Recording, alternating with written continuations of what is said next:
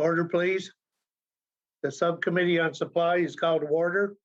Today, we will be debating Resolution E4, which reads, resolved that a sum not exceeding $1,124,314,000 be granted to the Lieutenant Governor to defray expenses in respect of the Department of Education and Early Childhood Development pursuant to the estimates. So we'll turn it over to the Minister. You have 1 hour for opening remarks. Thank you, Mr. Chair, and I want to thank all of my colleagues for being with me tonight to go through the Department of Education and Early Childhood Development. It is an honor to be the new Minister of the Department, and I look forward to the discussion and the questions that we are going to engage in this evening to start. So thank you for the opportunity to speak with you today. Like many Nova Scotians, I have personal connections to our education system. But as the new Minister of Education and Early Childhood Development, it has been my pleasure to have a more in-depth opportunity to learn about the work being done by this department and across our system. Nova Scotians have a lot to be proud of in our education system. And I am pleased to have this opportunity today to discuss my department's budget and key priorities for 2021-2022. Before I begin, I would like to introduce those joining me today that you may not see on screen, but they are here. Karen Gation is the Associate Deputy Minister of Education and Early Childhood Development, and David Potter is our Executive Director of Financial Services. Karen and David will assist me today in answering your questions. I also want to recognize many of the other folks that are involved with establishing our budget here in the department and the work that they do every day to support the entire system, ultimately with supporting our students. It has been an honor to work with them over the last month, and I can't thank them enough for the support that they have shown to me as I became the new minister and the work that they do every day. I'll start off with COVID-19 and our back to school plan. I don't think I can begin talking about this budget and our plan for the fiscal year ahead without acknowledging where we've come from. Last year was tremendously challenging for everyone, and the education sector was no different. Within this challenging environment came a lot of hard work by a lot of dedicated people. Mountains were moved, long-held traditions and ways of doing things were interrupted. But as a system, we moved forward together and have kept everyone safe. When Nova Scotia students, teachers, administrators, and support staff went on March break last year, I don't think anyone understood they wouldn't be coming back to class until September. But that's the situation we faced. While school looked a lot different, everyone stepped up to ensure our students had the support they needed to learn from home for the final portion of their year. Something that was clearly illustrated during the COVID-19 lockdown was the importance of the support students receive in the education system that benefit their overall well-being. The pandemic reinforced the importance of in-person school for students' emotional, physical, intellectual, and social development. Learning from home, while necessary for the physical safety of everyone, had different impacts for different students. Experts told us, and we agree, the best place for children is in the classroom. On that basis, we worked to put a plan in place that would ensure the safety of everyone in our schools during this pandemic. For our pre-primary to grade 12 system, the province's back to school plan has provided a layered approach to COVID-19 safety in schools. This plan, which we developed in consultation with the Nova Scotia Teachers Union, the Public School Administrators Association of Nova Scotia, Public Health, the IWK Health Centre, and our educational support unions, was informed by input from more than 28,000 parents and students. I won't go over all the details of this plan, but as much as possible, we wanted to retain the experiences that make schools special for our students, teachers, staff, and specialists, and be as safe as possible for everyone. In developing this plan, we knew our knowledge of COVID-19 would evolve as the pandemic evolves. And that's why our plan has been updated as our colleagues in public health have updated their guidance. Not everything has looked the same, and for some of our favorite activities have been interrupted. But by all measures, Nova Scotia has had a successful and safe school year so far. And most importantly, and what contrasts Nova Scotia with many jurisdictions, is that for the most part, our students have been learning in class since the start of the school year. Thank you to our teachers, students, staff, families, and all of those people who have helped to ensure a successful school year in Nova Scotia. This budget contains the investments needed to maintain public health measures. And as we enter the final months of the school year, I am confident that we will finish the year strong. The Department of Education and Early Childhood Development is responsible for the development and education of our young people from birth to high school graduation. We want our schools to be welcoming and inclusive places that celebrate all abilities and support the well-being and achievement of every student. And I'm pleased to say that Budget 2021-2022 builds on the department's work of ensuring our children receive the education support they need, particularly during this challenging time. The 2021-22 budget for the Department of Education and Early Childhood Development is $1.5 billion. This represents an increased investment over last year of $112.1 million, or 7.6%, in the future of our children. Since 2013-14, the department's budget has increased by $485.7 million, or 43%, representing some of the largest funding increases to our education system in living memory. My department's budget reflects our commitment and investments in our early years in public education systems, investments that make a real difference in the lives of children, students, and their families. I'd like to start by speaking about our early learning and childcare sector. In 2014, after 20 years of little or no investment by successive governments, Nova Scotia embarked on a journey to create the highest quality, most affordable and accessible early learning and childcare system in the country. And every decision we have made since 2013 has been made with that goal in mind. The work of everyone in our early learning and childcare sector is vitally important. They are helping to prepare and shape our future generation while enabling prosperity for today's families. We value their work and commitment, which is why we continue to support those who want to pursue a career in early childhood education. When we started this work, early childhood educators told us that they were among the lowest paid in the country and wanted more training opportunities. Childcare operators told us they wanted more flexibility with how they spent government dollars. And families told us that childcare was too expensive. The cost was unpredictable and rising each year, and that childcare was not always available in their home communities. We set out to change that. We introduced a wage floor that would ensure ECEs were paid more money and were no longer the lowest paid in Canada. Pay for ECEs in Nova Scotia now ranks in the middle nationally.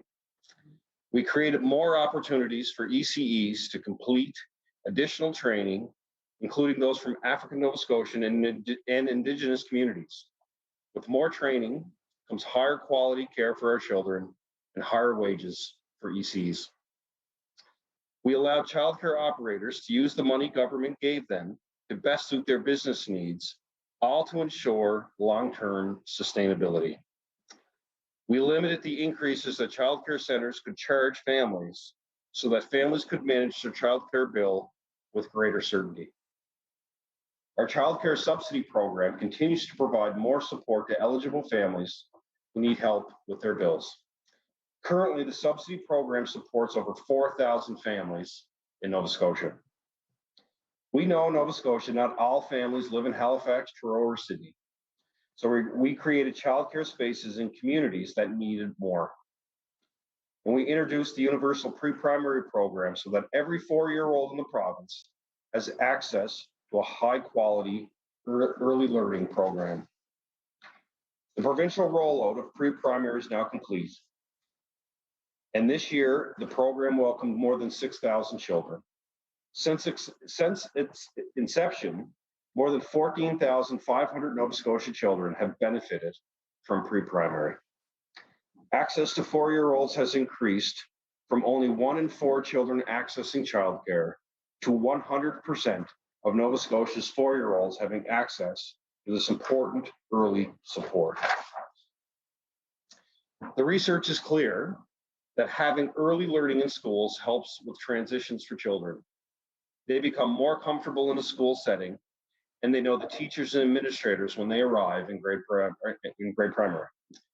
After having a year of pre-primary, they arrive all ready and eager to learn in primary. We did all of this to create the highest quality, most affordable and accessible early learning and childcare system in the country. And what are the benefits for these investments? They have created, for the first time ever, opportunities for women and families to return to the workforce because they had a safe place to put their children. It has created more than 900 new ECE jobs across Nova Scotia in pre-primary. It supports the employment of over 2,500 ECEs working in regulated childcare across the province. And while we created free early learning spaces for 4-year-olds to increase access for families, we also created about 2,000 new spaces in childcare, with half of those spaces in communities with little or no access to care. This also increased access for families. This is good news for the economy and for the workforce, and we are not done.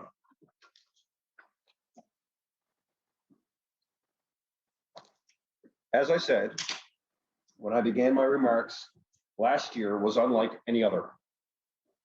On the very first day when it was announced that schools and centers had to close, we reassured families that they wouldn't have to pick between a mortgage payment and a daycare bill at a time when they couldn't access care. We reassured early childhood educators by telling them we needed them to stay well and in the sector. When it is safe to open, we needed them to return to childcare, and that is why we paid their entire wages during the closure. And we reassured childcare operators. We told them we need them to be able to open back up when it is safe to do so, and that is why we help them with costs like heat, rent, and electricity. I'm pleased to say that when it was safe to open childcare, 98% of all centers chose to reopen. ECEs returned to childcare, and families who needed childcare at the time came back. Before COVID, approximately 86% of all available childcare spaces in the province were occupied. And while we are still in a global pandemic, at this time, about 76% of all childcare spaces are being utilized. Nova Scotia also offers other supports to the sector, including to those operators who may need help. This could include reviews of their funding and budgets to help with recruitment and retention. Our bottom line is that if an operator is struggling, we are there to help. We also meet regularly with representatives from the sector, which ensures an open line of dialogue and allows for discussion about concerns or opportunities. It is no surprise that things are returning to pre-COVID levels in childcare given Nova Scotia's strong economic recovery. We did this to create the highest quality, most affordable, accessible early learning and childcare system in the country. Despite all the good work that has been completed, we aren't done, and I am excited about the future. We are on the cusp of a pan-Canadian universal system. Nova Scotia has met with the Government of Canada several times since they announced their intention to create a universal system to tell them we believe in a universal system, we want to be partners, and we want to bring universality to Nova Scotia. We want it, our families need it, and we are ready to work with our partners to make it happen. Nova Scotians can be assured that their government will continue to negotiate hard and fiercely to make sure we have access to federal dollars to support the creation of a universal system. We need their support to make this happen. A universal system will, without a doubt, help us reach our goal, a journey we started in 2013 to create the highest quality, most affordable and accessible early learning and childcare system in Canada. Research shows that $1 invested in every childhood education, and early childhood education, yields $6 in economic benefits over the lifetime of a child. By creating this opportunity for children, we know that we create opportunities for stronger, more vibrant communities. My department's 2021-2022 budget invests a total of $132.6 million in our early learning and childcare sector, including $54 million for pre-primary and $75 million in the childcare sector.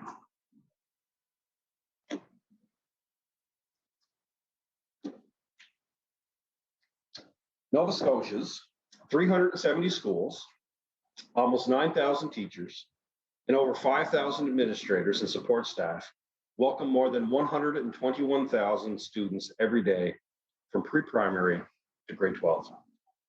To ensure our students have quality learning experiences, we have funded 1,041 new teaching positions and 717 non-teaching student support positions since 2013-2014. As I said earlier in my remarks, we want our schools to be welcoming and inclusive places for everyone. Our students have a variety of backgrounds and experiences. They come from different socioeconomic, cultural, religious, and family backgrounds. And these varied perspectives enrich our school communities. And as varied as our students' experiences are, so too are their needs. Our goal has been to put more resources where they are needed to improve the learning experience for all students and the teaching conditions for our educators. In the past 3 years, we have invested an unprecedented $45 million new dollars in the system to add over 620 additional teachers, education workers, and specialists in our classrooms and school communities. These people, like autism specialists, guidance counselors, African Nova Scotian and Mi'kmaq student support workers, behavioral support specialists, child and youth care practitioners, and education assistants have already helped thousands of children and their families. And I am pleased to say that this budget invests an additional $15 million to continue implementing the recommendations of the Commission on Inclusive Education to create a more inclusive education system for all students, bringing the total investment to $60 million. With this funding, several hundred more inclusive education positions will be created. We are proud of our transformative work to make our system inclusive for all, and we remain strongly committed to our 5-year plan, raising the bar and closing the achievement gap for students. In September 2020, we implemented a new inclusive education policy. The policy's objective is to ensure that every student has access to an adequate and high-quality education that is culturally and linguistically responsive, accepting, and respectful in supporting and valuing their learning and diverse abilities. I'd like to take a few minutes to highlight some of the incredible work that has been done on inclusive education in our province. My department and leaders in the education system are committed to narrowing the gap and improving outcomes for African Nova Scotian, Mi'kmaq, and other Indigenous learners. We have worked with regional centers for education and the Council Lacadian Provincial to support and implement training in what is called the culturally responsive pedagogy. This training results in teaching that connects the students' social, cultural, family, or language background to what the student is learning. We also plan to introduce a new anti-racism and anti-discrimination leadership module this school year that will ensure principals, vice principals, and other leaders in the education system are empowered with the knowledge, skills, and confidence they need to make their professional responsibility, to take up their professional responsibility and appropriately identify, respond, and eliminate racism and discrimination. This module design has been built on first voice consultation with over 500 students, parents, and education professionals.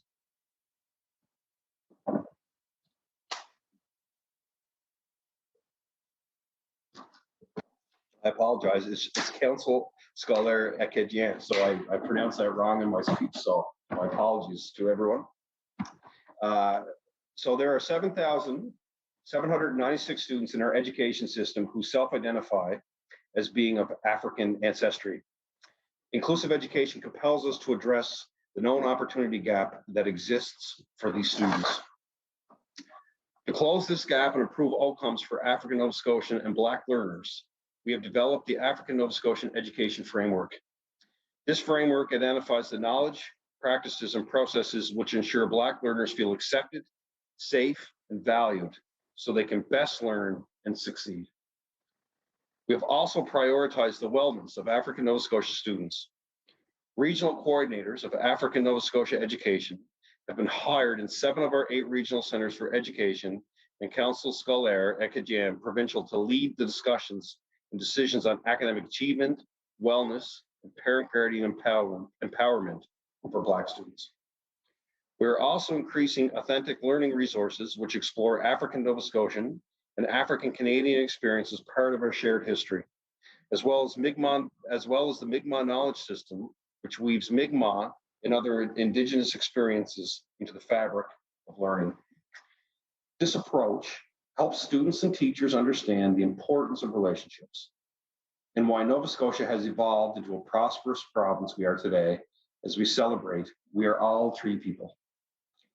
There are 6,834 self-identified students of Mi'kmaq and Indigenous ancestry in our education system. This is an opportunity gap with respect to how students of Indigenous heritage perform compared to their peers in both literacy and mathematics. I am pleased to say that recently there has been notable narrowing of the gap in grade 6 reading, writing, and mathematics, but our efforts continue to improve outcomes for Mi'kmaq and Indigenous learners.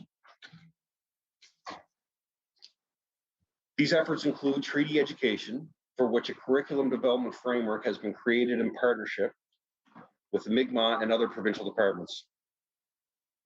We continue to increase access to treaty education resources with the goal of growing and understanding among all students of the Mi'kmaq teachings and culture.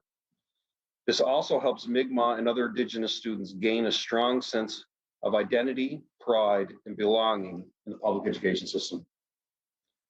We have also recently developed the Mi'kmaq education model to address the systemic power structures and inequities that create barriers for Mi'kmaq and other Indigenous students. This model will provide system leadership to support the well-being and academic success of Mi'kmaq and other Indigenous learners.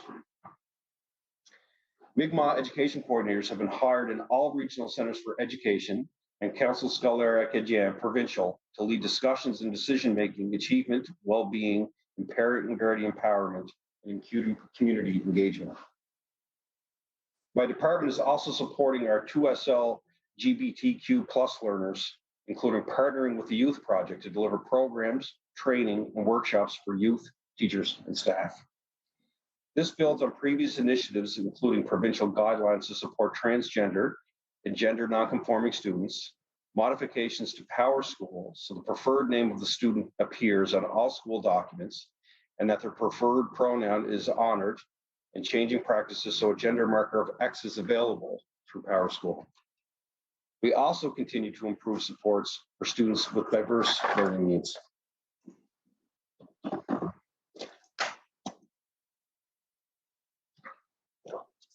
For what is called a multi-tiered system of support, which is an approach being used in schools across the province, we work to provide students with the right support at the right time, at the right intensity. This includes ensuring the classroom meets the broadest range of needs it can and moving to more specialized or individualized supports for a particular student or group of students if that is required. We're also working to put additional specialists and supports in place for students who need help with self-regulation and to strengthen social, emotional learning resources for teachers and students. We continue to increase our capacity to effectively support students with multiple or complex learning challenges through the addition of a range of supports, including broad certified behavioral analysts. This includes the provision of intense support for students with autism spectrum disorder. These are just a few examples of the work happening to make our education system more inclusive. A key part of our work to make the system more inclusive is to have our inclusive education policy evaluated by outside experts. Researchers, I apologize if I get the pronunciation of the name wrong, Hargraves and Jessica Whitley are from the University of Ottawa and have been engaged to provide a 3-year rolling evaluation of the policy's implementation. This approach allows government and course correct based on ongoing input from the researchers. Their report will help us gain a deeper understanding of what is working and what may need to be adjusted to better support students. I look forward to sharing their evaluation of our first year soon.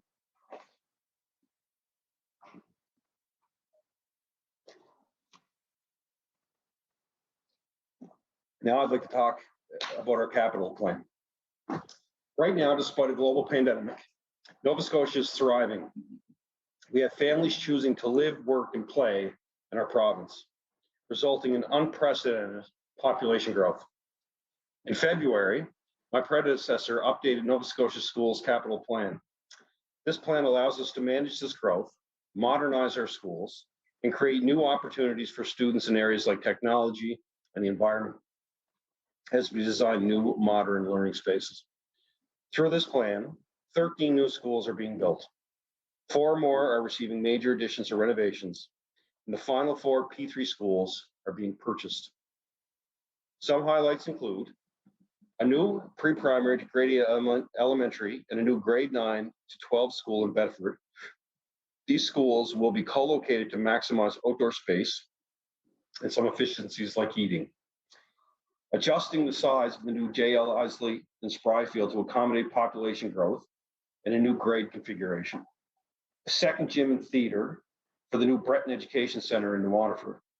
And new classrooms and education space for École Acadienne de Conquête, which part of a larger project with the federal government and community that includes a new community center. Nova Scotia began releasing a 5-year rolling capital plan in 2018, which provides a predictable long-term outlook for school construction and major renovations addressing the recommendations of the Auditor General. This capital plan is focused on building a strong and modern public education system from the ground up that meets the needs of students. This is an exciting and challenging time for the education system. Throughout this pandemic, we have seen everyone rise to the occasion. We have developed new ways of doing things. We have adapted our schools and childcare centers to ensure they are safe while protecting the integrity of vital services that they provide. I'm proud to be Nova Scotia's Minister of Education and Early Childhood Development. I'm proud of the thousands of people who work across the system every day with one single goal in mind: to ensure our province's children and youth have the support they need to develop and grow. In closing, I want to thank every child, student, parent and guardian, teacher, educator, principal, administrator, early childhood educator, and anyone else who puts their best effort forward every day to make our education system as good as it is and better. Our work is never over. We always strive to improve education in this province. Nova Scotia has made great gains and our future is bright. There's more work to be done, but together we can create the best possible start for Nova Scotians so they can have the best possible future. Thank you, Mr. Chair. That concludes my opening remarks. Thank you, Minister. We'll turn things over now to the PC caucus, the honourable member for Dartmouth East. You have 1 hour. Thank you, Mr. Chair. If I could only get 1 hour at public accounts. Minister, thank you so much for your opening remarks. I want you to know how much I appreciate them. I have no doubt for a moment your sincerity in taking on this wonderful challenge to be the province's Minister of Education and Early Childhood Development. It is a very, very important responsibility, and I know that you feel that. I want you to know I certainly appreciate your acknowledgement that children need to be in school. And I know that on a parental level. I know you know that on a parental level. And certainly from an educational point of view, for our kids' development, that's where they need to be. Funny enough, just today in my Facebook memories, it popped up that my girlfriend and I were during the at-home learning this time last year, getting the kids to do different presentations.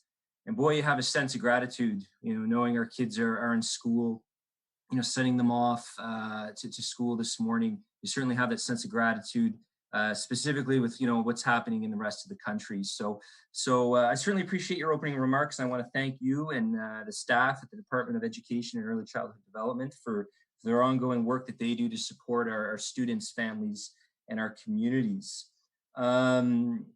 Certainly, I was listening attentively to your opening remarks related to inclusive education, early learning. I certainly have a million questions here, Mr. Chair, for the Minister, but I do want to start off with something that was indicated in the Minister's opening remarks with respect to Professors Whitley and Haregraves.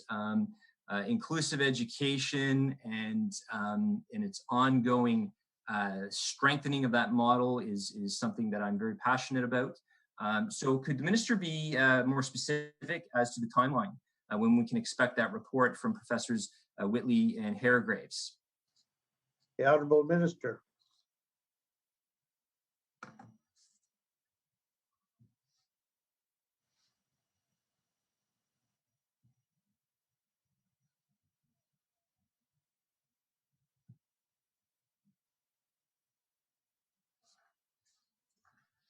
Thanks to the member for the question, and I really appreciate the conversations that we've had really since I taken on the role as minister. I appreciate you coming into the department. I hope that we can continue to do that and have those conversations.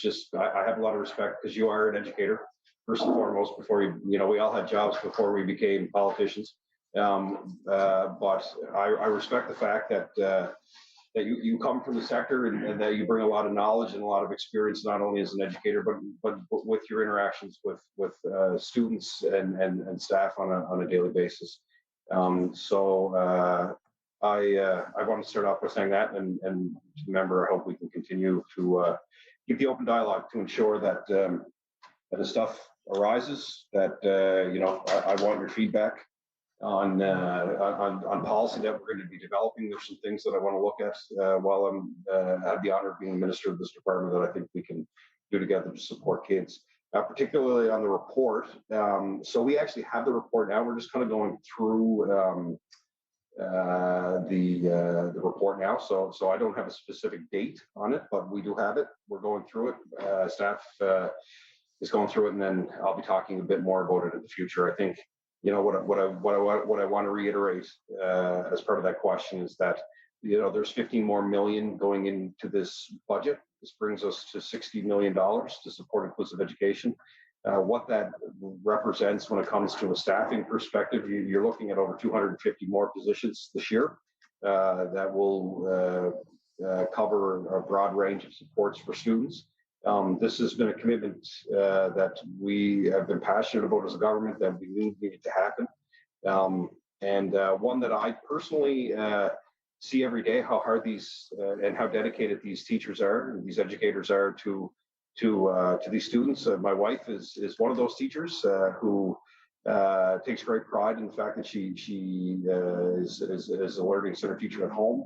I see the dedication that her and her staff put in to ensure that these students have all the supports that they need, that they feel as welcome as possible, that they feel part of the school system, and that their families are engaged too as well. So to finish off your first question, sir, the report's back. We're going through it now, but I'm excited about the investments that we are making this year to keep our 4-year commitment. The Honourable Member. Thank you, Mr. Chair. And when will that report be released to Nova Scotians? Minister.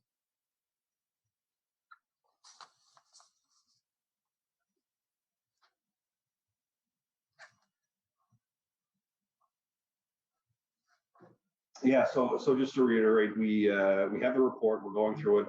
We're going to release it as quick as we can to Nova Scotians, but I just don't have that specific date yet. We have the report. We need to go through it, and then you'll hear me talk more about it in the near future. Member? And could you provide us the Cliff's Notes or the Coles Notes of the content or the scope of the analysis of our inclusive education system? What were the sort of the top 3 or 4 key variables that were analyzed within our inclusive education system? The Honorable Minister.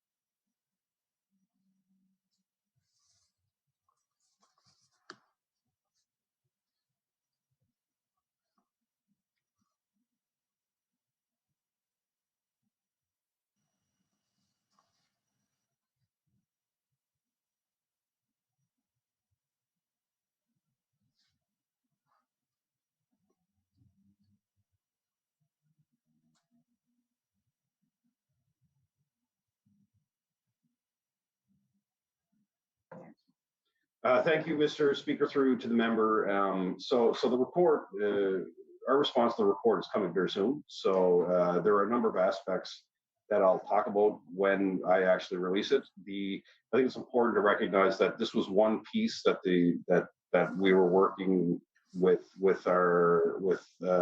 team. But again, I want to reiterate: when we make investments in the system, which we've had over the last 40 or 60 million now, we're basing a lot of that on the feedback that we're hearing from our educators across the province. So that's why you're seeing the supports, the additional supports to support African Nova Scotian communities or Mi'kmaq Indigenous students. So these are important investments, but specific to that report, it's coming out. We need to do our due diligence to go through before we release it, but it will be released in the near future. The member for Dartmouth East. Thank you, Mr. Chair. And can the minister confirm to what extent in that report was differentiated instruction as practiced by our teachers in this province? To what degree was differentiated instruction looked at, and how much that's being practiced by our teachers in Nova Scotia? The Minister of Education and Early Childhood Development.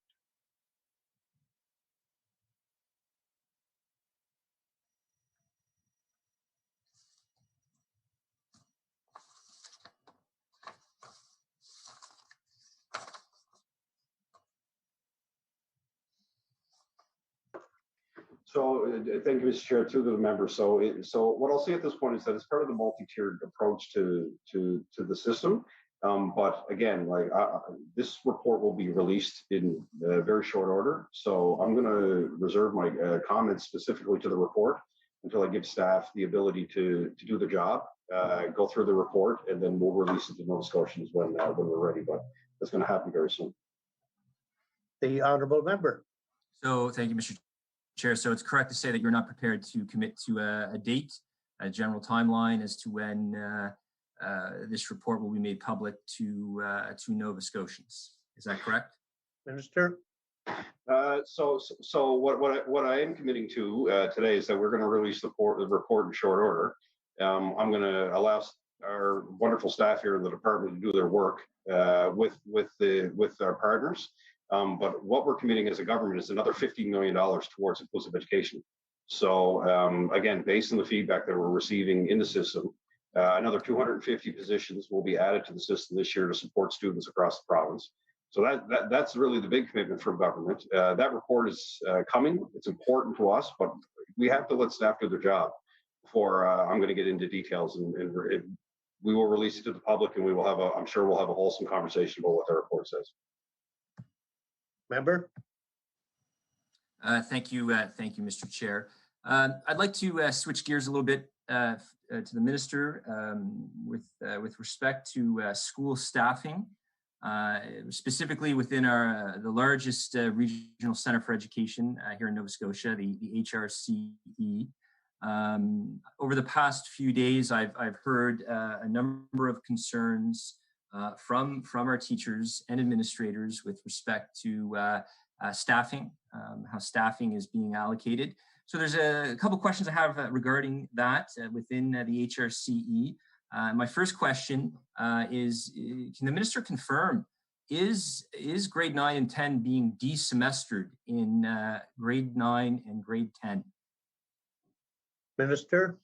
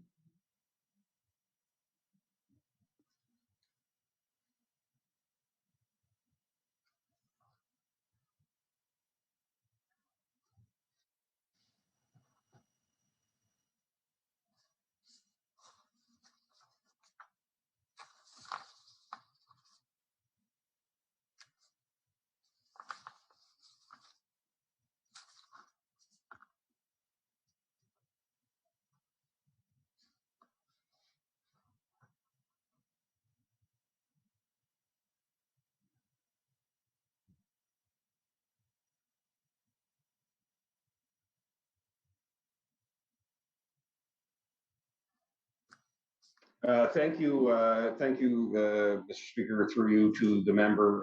So we're still in the process of staffing. So we're working. I had this conversation with the union president actually yesterday. So no decisions have been made at this point. At this point every year we go through staffing based on enrollment. So that's actually happening with the union right now based on some of the new additions to the collective agreement. So right now, no decisions have been made, but we're going through what we go through annually, which is looking at our enrollment projections and what staffing allocations are needed. A member for Dartmouth East. Thank you, Mr. Chair. So absolutely, Minister, I want the Minister to know I appreciate that. I've been through that process many times as a teacher and as an acting vice principal. The process of staffing is certainly a logistics roller coaster, an emotional roller coaster often for some of our newest teachers. And certainly this year, we have acknowledged just how challenging it has been for our educators, for our administrators and our support staff. Can the Minister confirm, is it true that our high school teachers, they will now teach 7 classes per year instead of the 6 out of 8 in our semester system? The Honourable Minister.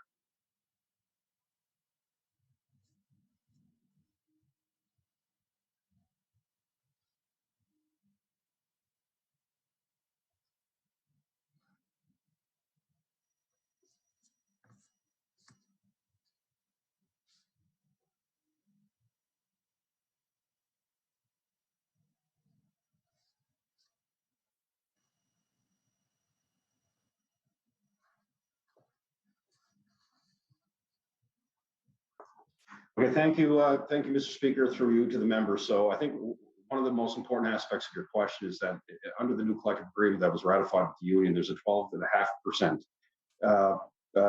percentage now when it comes to marking and prep time. So that's an increase that was negotiated with the union under the new agreement. So we're in the process of determining what that's going to look like to ensure that we can that new prep time is implemented into it. So that work's ongoing. Member. So if I've understood correctly, the work is ongoing and no decisions have been made as to teachers teaching 7 classes per year rather than 6. Is it correct to say no decision has been made on that yet? Minister. Yeah, so through you, Mr. Speaker, to the member. So yeah, there's been no decision made right now. Like the biggest thing, we're going through a process with staffing. One of the big changes was the ratification of the new contract where it upped the prep and marking time to 12.5%. So we have to respect that. The union asked for that in this. It was negotiated and agreed upon. So now we go through that process to implement that 12.5%. So there's been no decision on how many courses at this point teachers will be teaching. Member? Well, thank you, Mr. Chair. So certainly, I want the minister to be aware, certainly in this community that I represent and the communities surrounding Dartmouth, there's a lot of concern, and I'm hearing that principals may already be telling some of their staff members to expect a reduction of 4 to 8 teachers, depending on the high school that they're at. Obviously, I want the minister to know, as a teacher, as a former teacher, knowing the grind of high school, I could take you to my basement and show you binders upon binders of lesson plans that take hours and hours to develop. And if you take away those positions, I want the minister to be aware, just to how consequential that is for schools and communities. So obviously I'm understanding that no decision has been made, yet what I'm understanding is transpiring on the ground here in Metro and in our high schools is that there's a lot of concern. So the sooner the minister can clarify what is going on, the department can clarify what is going on, the better. Certainly we recognize just how challenging this year has been on our staff and obviously our students and families. So if no decision's been made, I certainly I'm going to ask the minister, when will a decision be made? When will there be clarity brought to what teachers can expect with respect to their scheduling? Minister.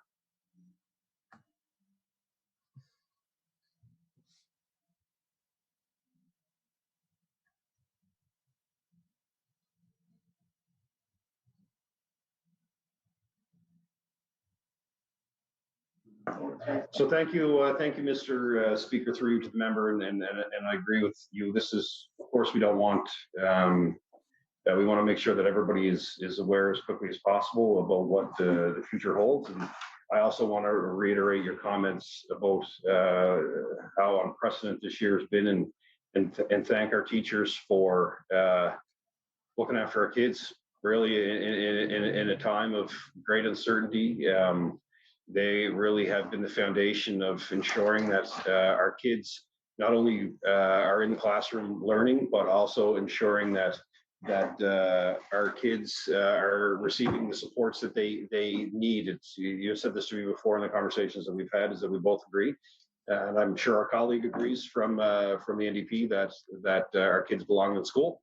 That's where they were going to get the best supports, and they belong in front of our amazing teachers. So I can appreciate some of the uncertainty that you may be hearing on the ground. I think it's important to again reiterate that we have a new collective agreement. In that collective agreement, there is an increase in prep time and correcting time for our teachers, negotiated by the union. We have to work around that, but we're going to try to get it done as quick as we can. But every year we go through this, and this is what we're going through again at this time of the year. So there'll be more to come. But I appreciate you letting me know about that, because I always want to hear what's happening on the ground. So if that's an issue, you and I we should have a conversation after this as well. The honourable member. Thank you, Mr. Chair. I appreciate that, Minister, and certainly I'm aware of the collective agreement and the 12.5% and so forth, and agreed upon. Yes, absolutely, I understand that. I just want to take this opportunity and let the minister be aware, and senior staff. After 13 years teaching high school, I know this. If high school teachers are asked to teach, say, an extra course, and they're already basically at their minimum contractual marking and prep time, I know this means, no teachers can be scheduled to do any kind of duty during the teaching day. And at many high schools in this area, there's normally 2, 3, maybe 3 or 4 teachers doing, during each teaching period, who are on duty throughout the building, which allows them, Minister, to monitor the hallways, which is critical to the safety of the schools. And not only that, from a teaching perspective, building relationships, which is the end goal of what we do in education. And so outside of that actual classroom environment, that is where a lot of behavioral issues are addressed. And that's what I'm concerned about when I'm hearing this, is that the impact that this can have on the functioning of schools. If there's no teachers on duty, you know, who would be watching over students in the hallways, in the cafeteria, in the common areas, outside? I mean, this is something we've emphasized. So I'd like to put this on the minister's radar screen and make him aware of obviously if there are changes to the semestering system for grade 9 and 10. If changes such as this proceed, please be aware of the consequences. Sometimes, you know, the uncalculated consequences that may transpire. Shifting gears, I'd like to take some time, Mr. Chair, to discuss with the minister issues related to school infrastructure, specifically ventilation, water, windows, and pathways. Now, I'm just going to need the minister to bear with me for a moment just to set up this situation. Here in Dartmouth, in East Dartmouth specifically, and I'm sure we have this in Dartmouth South and in North End Dartmouth as well, we have many elementary and junior high schools that are on the same site. And many of these schools in this area, when they were constructed in the early 70s, mid 70s, early 1980s, it was done often, I understand, you know, the junior high and elementary, so that siblings can go back and forth between the schools. Two schools in my area, Brookhouse and Ellenvale, and Bel Air Elementary, which I attended back in the day, and Eric Graves. These are two examples of sites where the idea is to allow easy commutes between sites for students, except for the wintertime when these paths are not maintained. And I've done a bit of research, and turns out some of these paths during the wintertime aren't being cleared. And one of my constituents here in Dartmouth East has attempted to get the path cleared at Bel Air and Eric Graves for a number of years. And the process she's gone through, I want the minister to be aware, it's like a skit out of Monty Python. It really is, right? And you know, she's spoken to the Center for Education. She's spoken to HRM because there's a fire hydrant on the path, and she was hoping that HRM would clear that fire hydrant. She's spoken to the HRM counselor. She's spoken to me. She's spoken to the executive director of HRCE, yet the path still doesn't get cleared. And as a matter of fact, a number of parents this winter, and admittedly it wasn't as a harsh winter as we've had in the past, that these parents went out and they've cleared this path. So they are told that if there's an alternative route, students are to take that alternative route. But that alternative route neglects the very reason why the schools were built beside each other in the first place. Bottom line, the end result is that children and members of the community are put at risk for injury. So my question is this to the minister, Mr. Chair. Does the department track these type of infrastructure situations?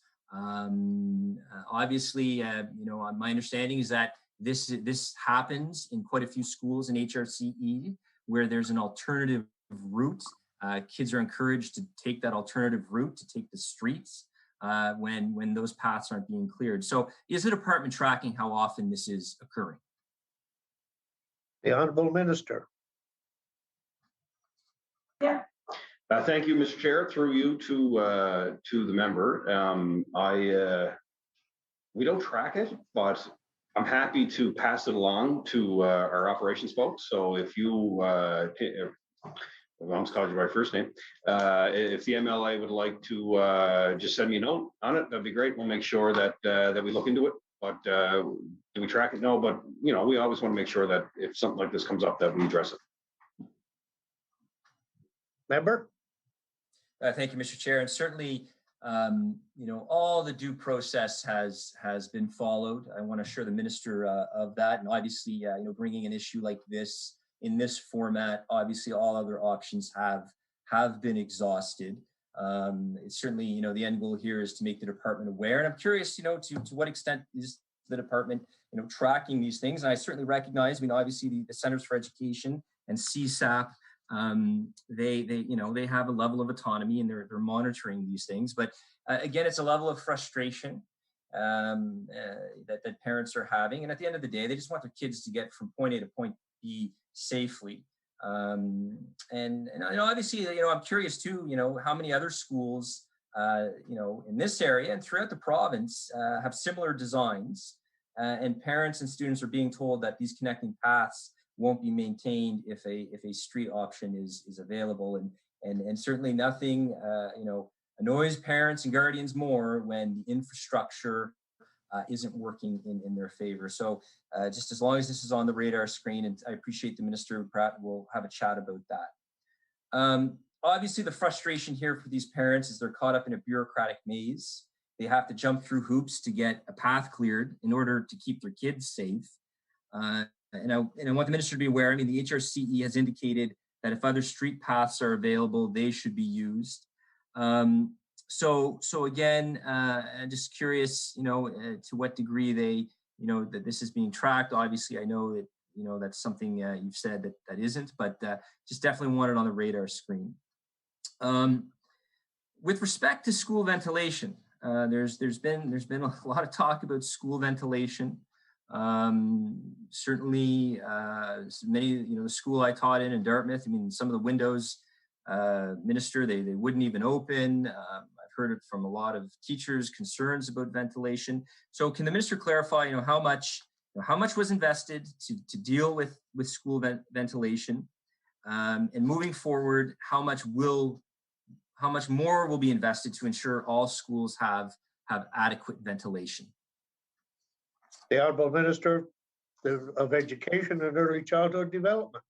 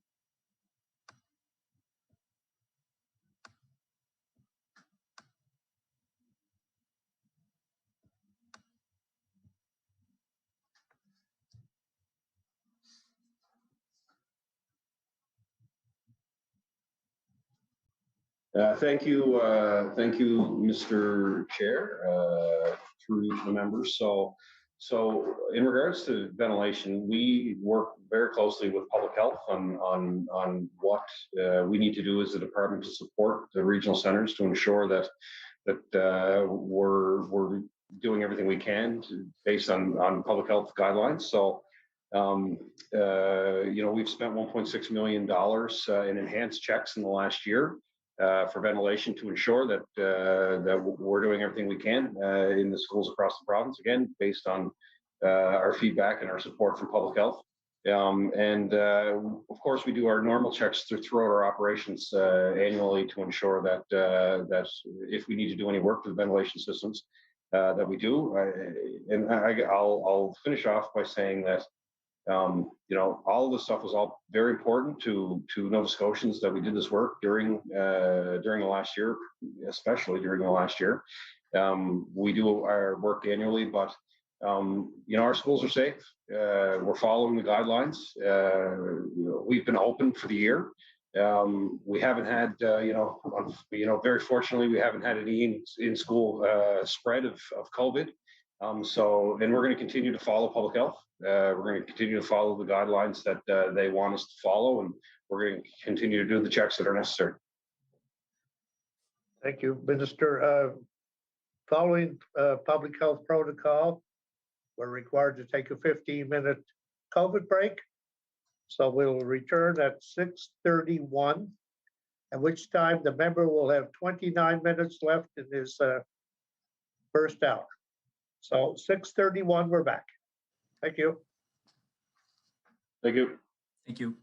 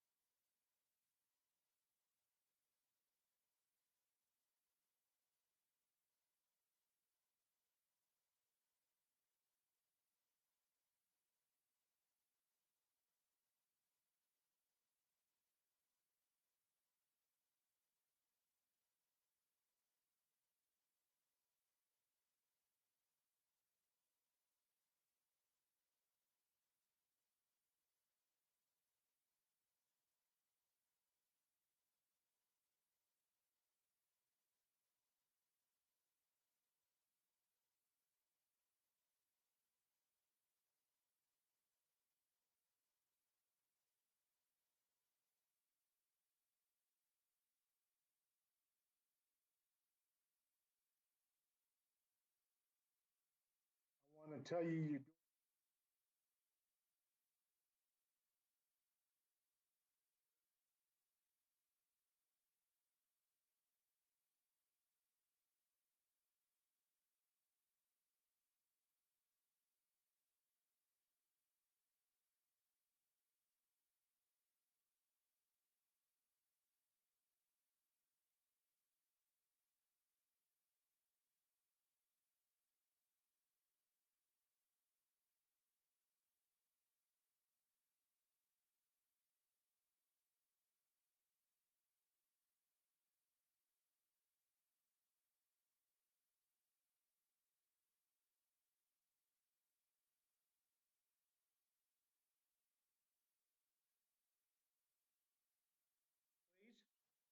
Subcommittee on Supply resumes.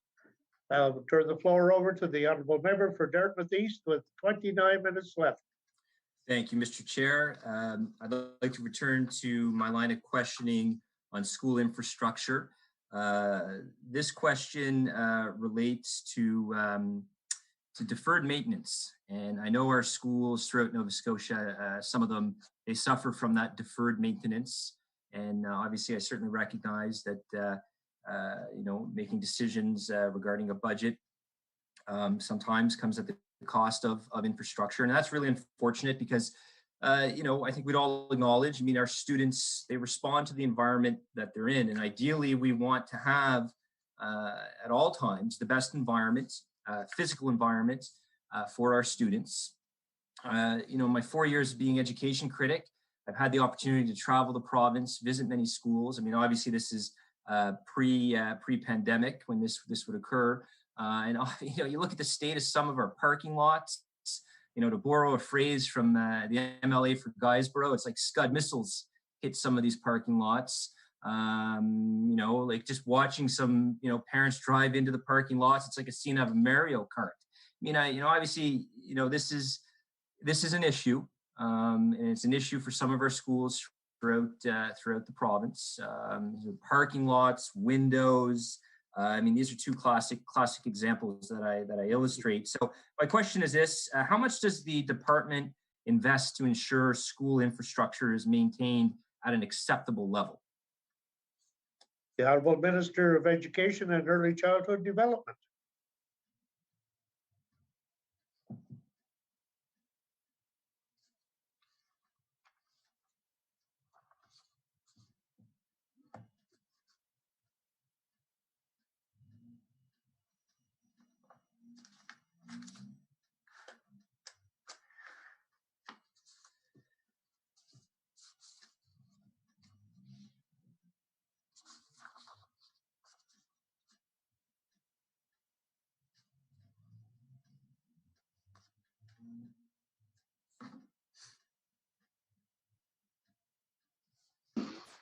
Thank you, Mr. Speaker, through you to the member. Some high praise for the MLA from Guysborough,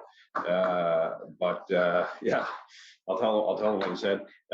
So we usually spend built into the budgets of our regional centers, so that they would determine some of their priorities when it comes to deferred maintenance and their operational budgets. As a department, and we spend on a normal year, we spend $6 million a year on various maintenance projects across the province. This year was different. We spent an additional 15 on top of the 6, so we're north of 20 this year. But in any given year, it's 6 million. That's on our end compared to what that doesn't include what the centers are spending themselves. Member. Thank you, Mr. Chair. And through you, Minister, what criteria has been used to determine how and where that 15 million has been spent or is going to be spent for deferred maintenance? Minister.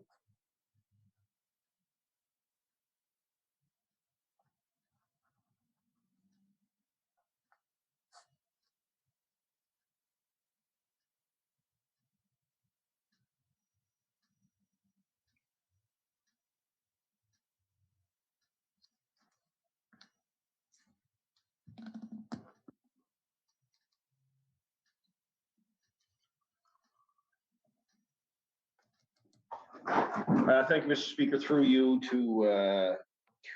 to the chair, or sorry, through you, Mr. Chair, to the member. So there is a long list that I'm actually kind of looking at now, and I'm happy to provide some more information to the member so he knows where the money is gone. But I'm looking at a couple of different columns when it comes to what we did with the regular 6 million, what we did with the extra money that we're spending. So it's really spread right across the province. So the centers come with their priorities.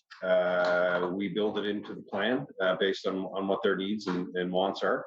And that's how it's decided. So again, I have a list here. I'm looking at a number of projects. They're really spread right across Halifax, Annapolis, Cape Breton, Gignacto, or the Acadian, CSAP. So if you want some more information on those projects, I'm happy to provide them to you. The member for Dartmouth East. Thank you, Mr. Chair. So it's correct to say that it is the Regional Centers for Education and CSAP that puts in the requests to the department as to what the priorities will be.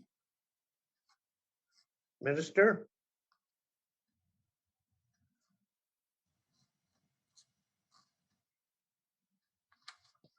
So thank you, Mr. Speaker. Through you to the member. So there, as I said, there is some money that they would spend on their own. They make, based on their own operational budgets when it comes to some maintenance, but they also would submit to the department some of the larger requests that they need when it comes to infrastructure, which of course we work with them to determine what we can do to support them. And as I said, there are a number of projects that have been approved through every center of education.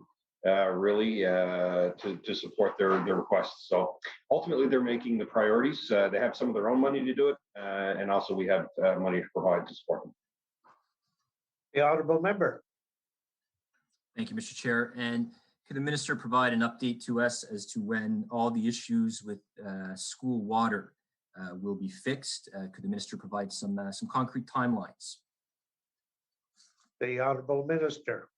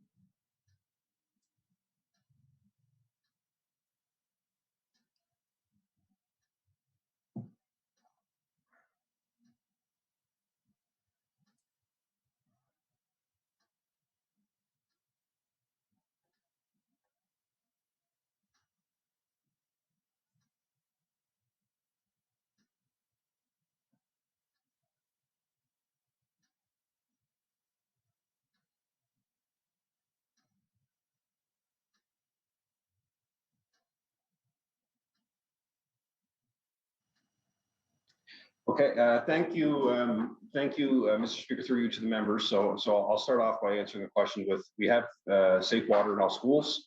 We've made sure that whatever we needed to do to adjust, we did.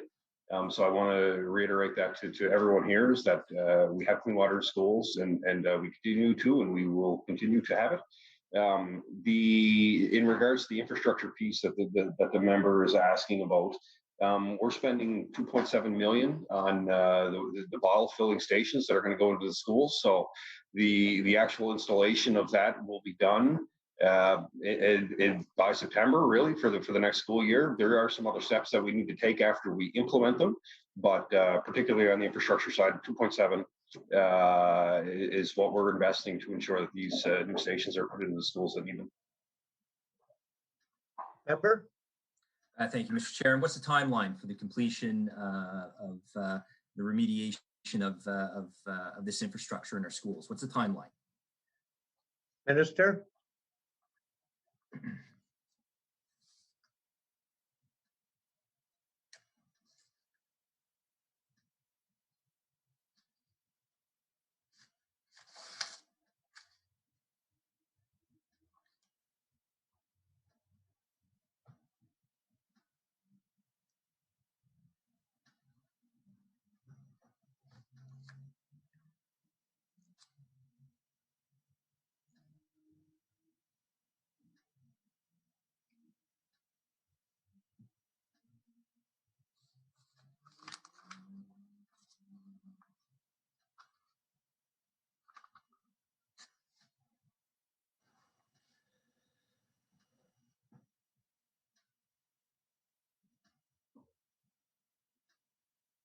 Thank you, Mr. Speaker. Through you to the honourable members. So, as I've said, 2.7 million we're spending. The infrastructure on these stations will be in place in September.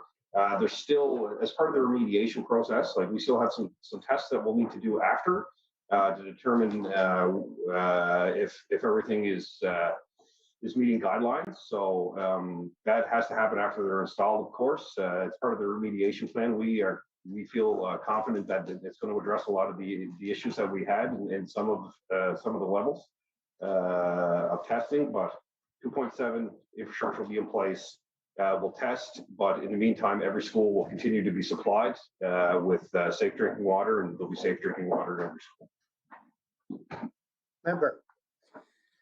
So along with the investments to remediate this, it is not unrealistic to have an attached timeline. And it's always better to let residents of our province, families know what that associated timeline is. So again, through you, Mr. Chair, to the Minister, what is the timeline?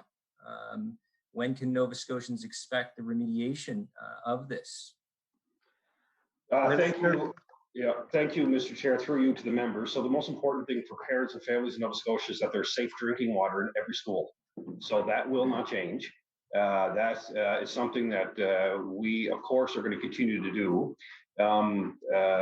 We have a plan in place for the stations that we need to implement. We're spending $2.7 million on it. And then from there, we'll do the tests. So most importantly, there's going to be safe drinking water in the schools, and I'm going to ensure that I'm not going to rush this thing.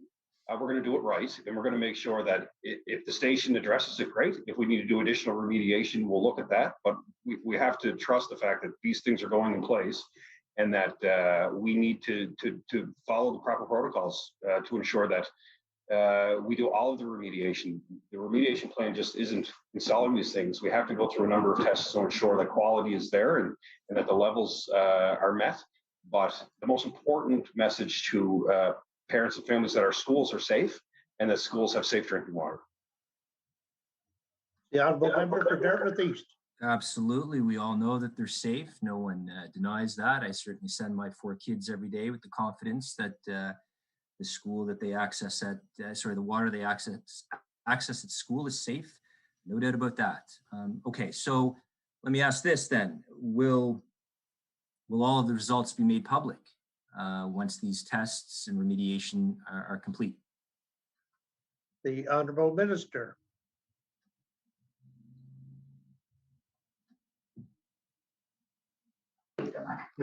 Thank you, Mr. Speaker. Through you to the members. So through the regional centers, people can access the results. They're public now. So they've been public for a while, and they will continue to be public as we do testing. The member for Dartmouth East. Thank you, Mr. Chair. And certainly I'm aware of that because I was an MLA along with other opposition MLAs in both parties that pushed to get that information. What I'm referring to is once this is all completed, will those final results, perhaps in a few months' time, will that be made public? Because obviously this is an ongoing process, this remediation. What I'm referring to is the final product, the final reports. Will that be made public months from now? Will you make that commitment to Nova Scotians? Minister. Thank you, Mr. Speaker. Through you to the member, we've already made that commitment to Nova Scotians. So the information is continuously updated. As we do our infrastructure that is necessary and we continue to test, we're going to continue to update the information. So again, the regional centers have been posting the stuff to ensure that Nova Scotians have full access to what's happening. We'll continue to do it to ensure that as we go through our quality assurance processes that we have in place for the infrastructure and the testing, that we'll do it. And we'll most importantly ensure that children and students and staff have safe drinking water in their schools, which they've always had. Member. Thank you, Mr. Chair. So along the same theme of essentially, student health and safety, I want to switch gears a little bit, but it is along the lines of student health and safety.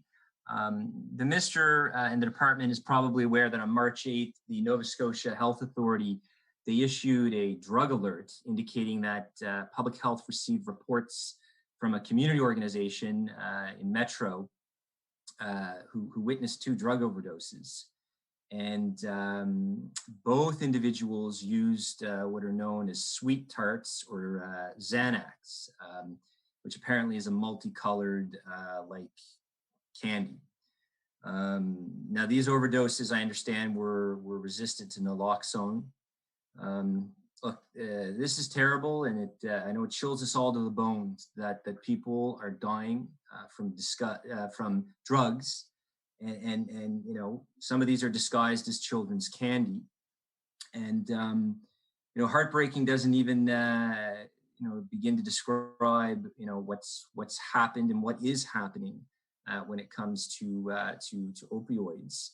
And quite frankly, look, I mean, I've attended funerals of former students who have died from preventable overdoses. And we all know, I mean, these situations, these terrible situations are impacting our communities in Nova Scotia. They're impacting our communities throughout Canada. So I raise this because I'd like to know what resources have been allocated by the Department of Education to ensure our students are protected from these drugs, which are disguised as children's candy. What resources have been allocated? What programming has been put in place? If the Minister could give us an update on that. The Minister of Education and Early Childhood Development.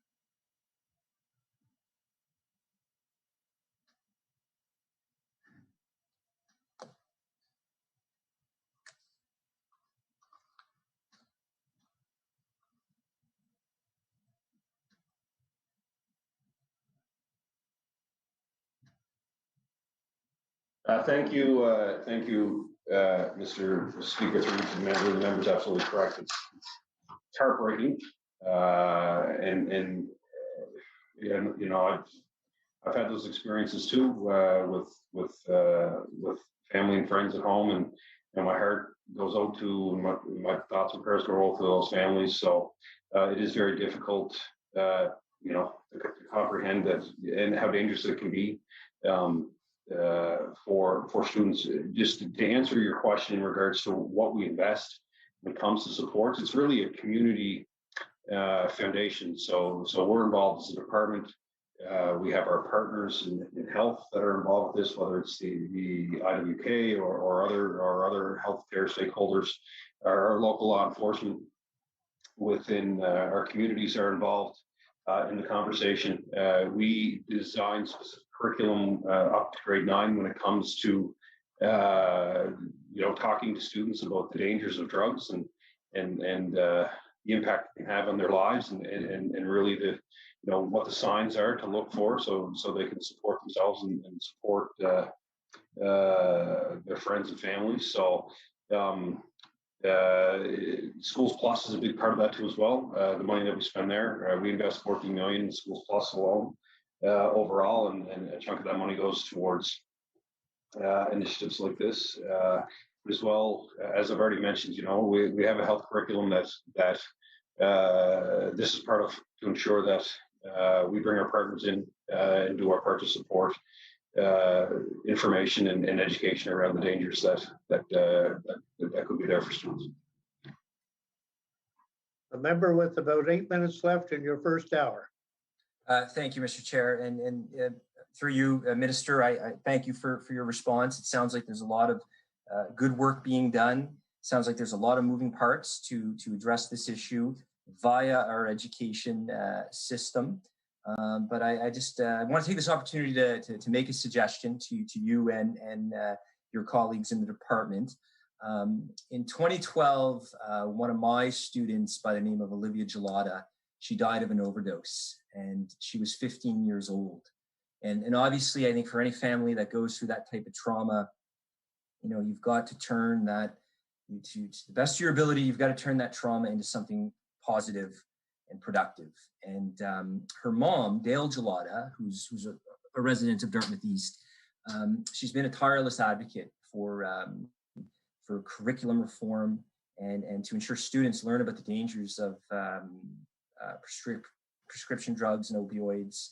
And she's been advocating for at least 7 years, 8 years that the dangers of prescription drugs and opioids to become a prescribed curriculum outcome. I know our school system discusses the dangers of these things. I know these conversations are happening in our junior high schools and in our high schools, even early as grade 6. I know these conversations are happening, but often it happens on the initiative of our teachers. So my understanding, it's not a prescribed curriculum outcome. In the past, I've facilitated meetings with your predecessor, and I remember the member from Kings West was there as well. And he's a former educator, and a lot of respect for him. Great reputation. So Dale Gelada and others like Amy Graves, they've been advocates for a number of years to try to get this mandated, that our kids have that specific curriculum outcome. So my question is, will you commit to ensuring this topic is a prescribed curriculum outcome in our PSP, in our public school program? Minister?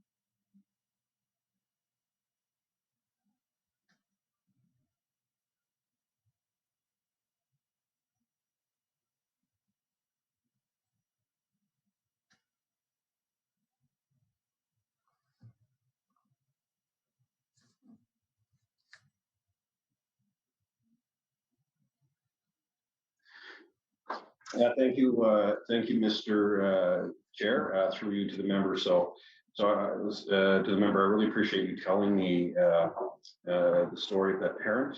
I'm actually going to invite her in to have a conversation with me. So she has the opportunity to, again, talk about some of the advocacy that she wants to do around it. The loss of a child is, I can't imagine, it's devastating, and I just really want to give her the time. So I'll let you know, member, when that happens, and maybe you can come in with her as well. We can have a conversation with her. In regards to the making it, I guess your question was around the mandatory in the curriculum. So it's in the curriculum now. It's in the health curriculum. We're looking at high school. So we're looking at expanding it into high school right now. So we're looking at those opportunities. But I guess to answer your question, it's there now. It's going to be there. So it's important, and we continue to evolve around it, working with our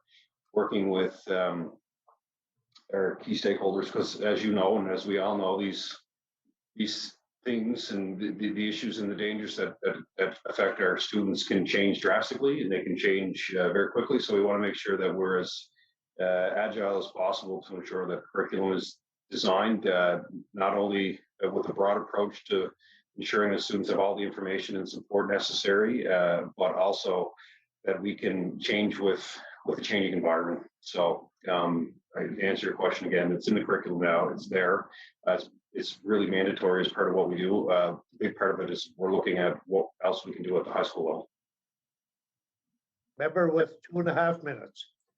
Thank you, Mr. Chair, and through you, Minister, thank you for that response. Most certainly, Ms. Gelada and her partner would welcome that opportunity to meet with you to have this discussion.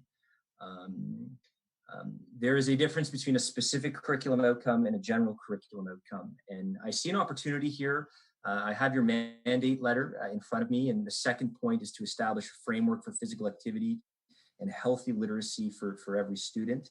Most certainly, I think this could be embedded as a general curriculum outcome to be taught throughout our high school courses where appropriate.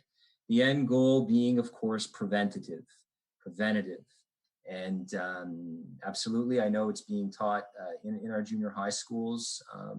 Ms. Gelada wants to see this further embedded within our education system, and certainly I want to thank you for your kindness in offering that conversation, and I look forward to helping facilitate that, to help set that up, because it is a very important conversation. As a function of time, and I just say this anecdotally I don't have data, but anecdotally, my observations, this seems to be a situation in Nova Scotia and throughout Canada that is getting more and more problematic, more and more challenging to the health and well-beings of our communities. So certainly, please continue to engage in that conversation with your colleagues in the department. And I want to thank you, Minister, for being so receptive to working on this. And with my resident here in Dartmouth East. How much time do I have left, Mr. Chair? 40 seconds. 40 seconds. Okay. So you get to spend some time with my colleague from Dartmouth South. When we return, we'll continue discussing Minister issues related to student health and wellness. And I look forward to continuing our discussion and an opportunity to ask questions on a very, very important topic impacting Nova Scotians. Thank you. Listen, thank you to the member and to the chair. The Toronto Maple Leafs can let multiple goals in 40 seconds. So anyway, I'll pass it over. Order, please. The time for the PC caucus has expired. Now I recognize the honourable member for Dartmouth South. You have 1 hour. Thank you, Mr. Chair. Can you guys hear me? I just put these headphones on. Okay, great. Thank you for your opening comments, Minister, and I listened for the last hour with interest. I guess I'll just start with some questions right out of the budget. So On page 6.11, we see a massive reduction in lease costs. I'm assuming that that is related to the final purchase of the P3 schools, but can you clarify that, Minister? The Honorable Minister of Education and Early Childhood Development. You are correct in that. So that's what that represents. Thank you. And can you let me know the total amount of the lease costs for those schools over their lifetime? Minister. Through you, sir, just for clarification, over the entire lifespan. So when do you, so back as early as possible? You can go? Yeah, okay. Yeah. Okay, thanks. Just 1 second.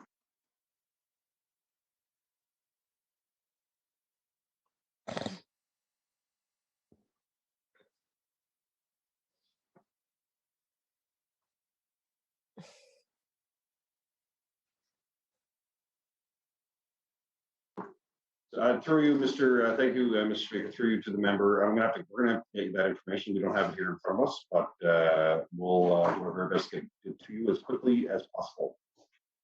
Member. Okay, thank you. I know that the minister there has the ADM and a financial whiz, and probably spitballing isn't really on the agenda, but my follow-up to that question is, how do those costs roughly compare with the cost of schools in the current capital plan? So, we are sort of comparing apples to apples. It's the kind of lifetime cost of a school, and how do the lifetime costs of those P3 schools generally relate to the ones currently being planned? Minister.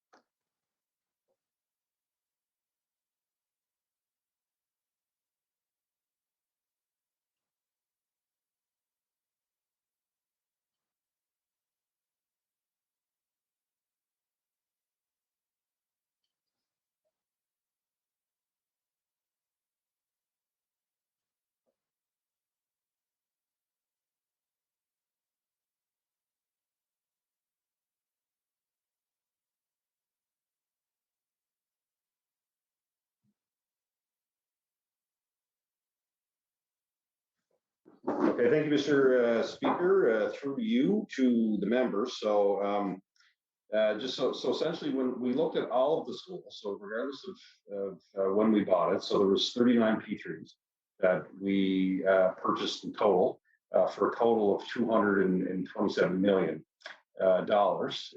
when we bought Moat at the end of their leases. There's a number of things you look at in the assessment of it. So you would look at community need. You would look at the size of the school based on the enrollment projections in the area, and that's really what determines, and the quality of the building, because these buildings are in really good shape.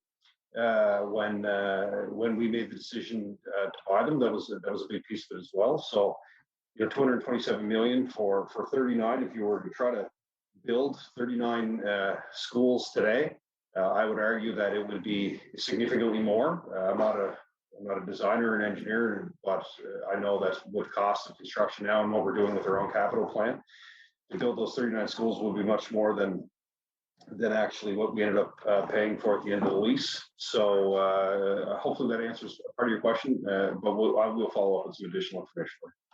The member for Dartmouth South. Thank you. And I look forward to seeing those numbers.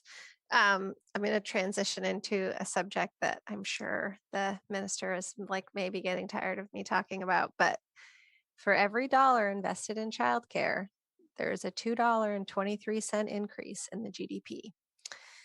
Per dollar, the childcare sector creates more jobs than any other industry.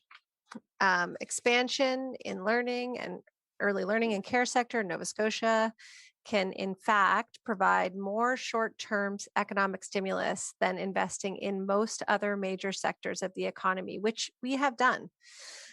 So since the last budget, when we received all our budget documents, they were all beautiful and designed, and then we got a 2-page photocopy that outlined the $1 billion in spending for which there had been no oversight and that wasn't previously planned.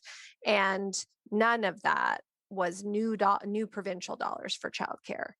And so I wonder whether, I know that the minister is talking to his federal counterparts. I have more questions on this later, but I really want to understand why there is no new money in this budget, notwithstanding, hopes and prayers for federal intervention. I also hope and pray for federal intervention, but I know better than to put all my eggs in that basket. So why no new money in this budget for licensed childcare, given that economic argument, given that we are in recovery, given that we're giving money to construction and roads and business in various forms, not to argue the merits of any of that, but just to say, why is this missing? Minister.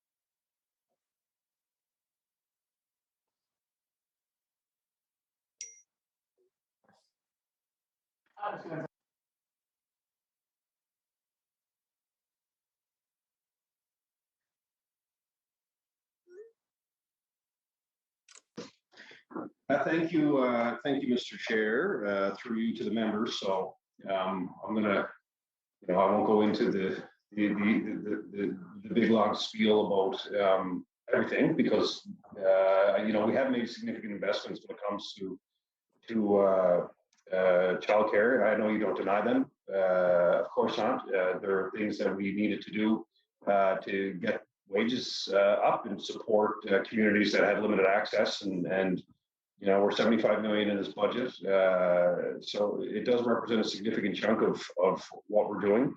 I think it's important to note too that we're not done our negotiations with the feds yet when it comes to the early learning childhood agreement that we have with them. So stay tuned on that. We don't know what the final outcome of that is going to be, but I will reiterate that as part of those conversations, I had the conversation with my counterpart. Hopefully going to have it again soon, where we're ready to go. So we have been pushing hard on a universal system to support the rest of our children in that age bracket. And, you know, we're prepared to come in as a willing partner, whatever that looks like. So we know and we appreciate that that's the next step. I think everybody agrees with that. You know, pre-primary has taken 25 or 75% of kids that potentially never had the ability to access early childhood learning before school.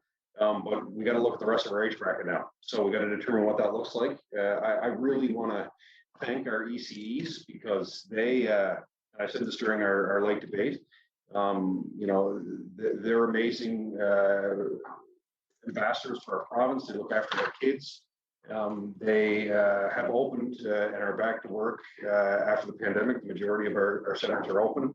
And they really just based that on the foundation of love and compassion for our children. So to all of them, thank you so much.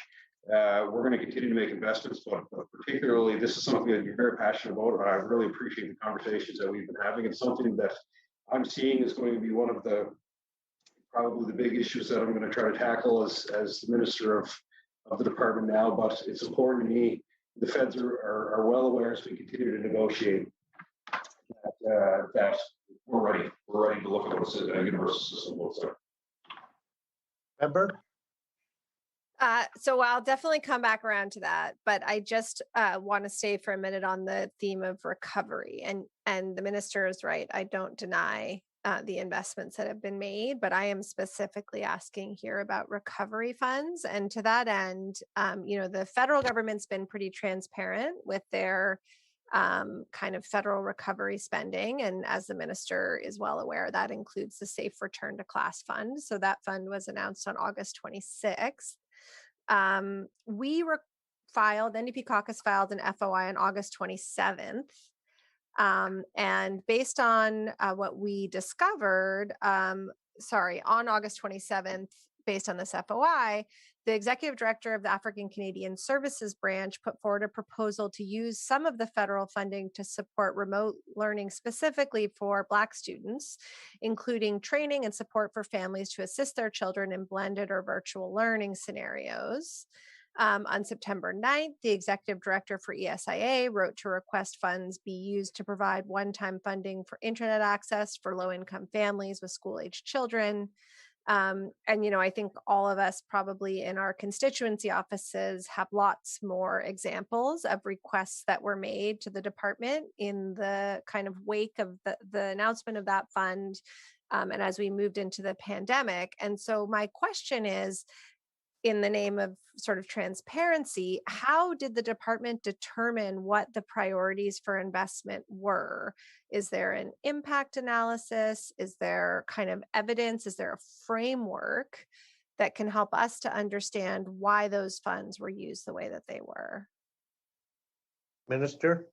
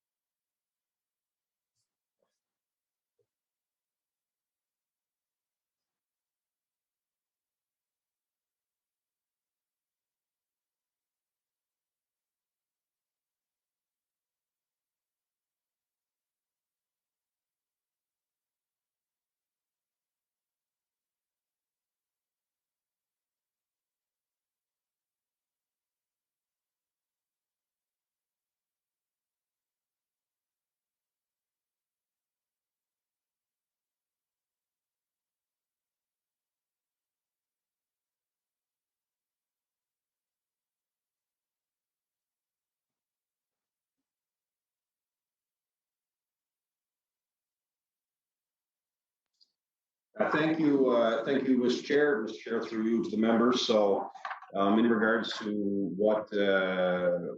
where the resources went and how we made the determination of where money was spent, a lot of it was based on the feedback that we received from Nova Scotians, from families, as I've said before.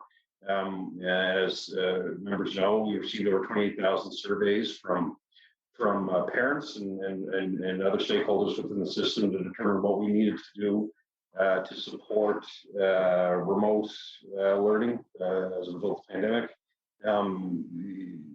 That's 32,000 tablets, computer devices that were purchased. They were delivered into communities that requested them. One of the key stakeholders was our African Nova Scotian community that needs additional support, so that was part of it. As well, we upgraded Wi-Fi services in our schools and other internet infrastructure to ensure that if we did whatever we could so people would have internet access. Really, that's really what we use a big chunk of the federal money for, and some of the other resources that we had, we dealt with internally within the existing department budget. Member? Thank you. Yeah, I mean, we have seen those lists, but and I appreciate that there was a survey, but in my question, I sort of mentioned two specific internal government asks. And so I'm like, did you guys I know that the minister wasn't there at the time, but did department staff just sit around a table and say, all right, this is in, this is out? Was there a framework? Was there any kind of formal way of evaluating the millions of different things that money could be spent on? Or was it just in a kind of on an emergency rolling need basis? Minister?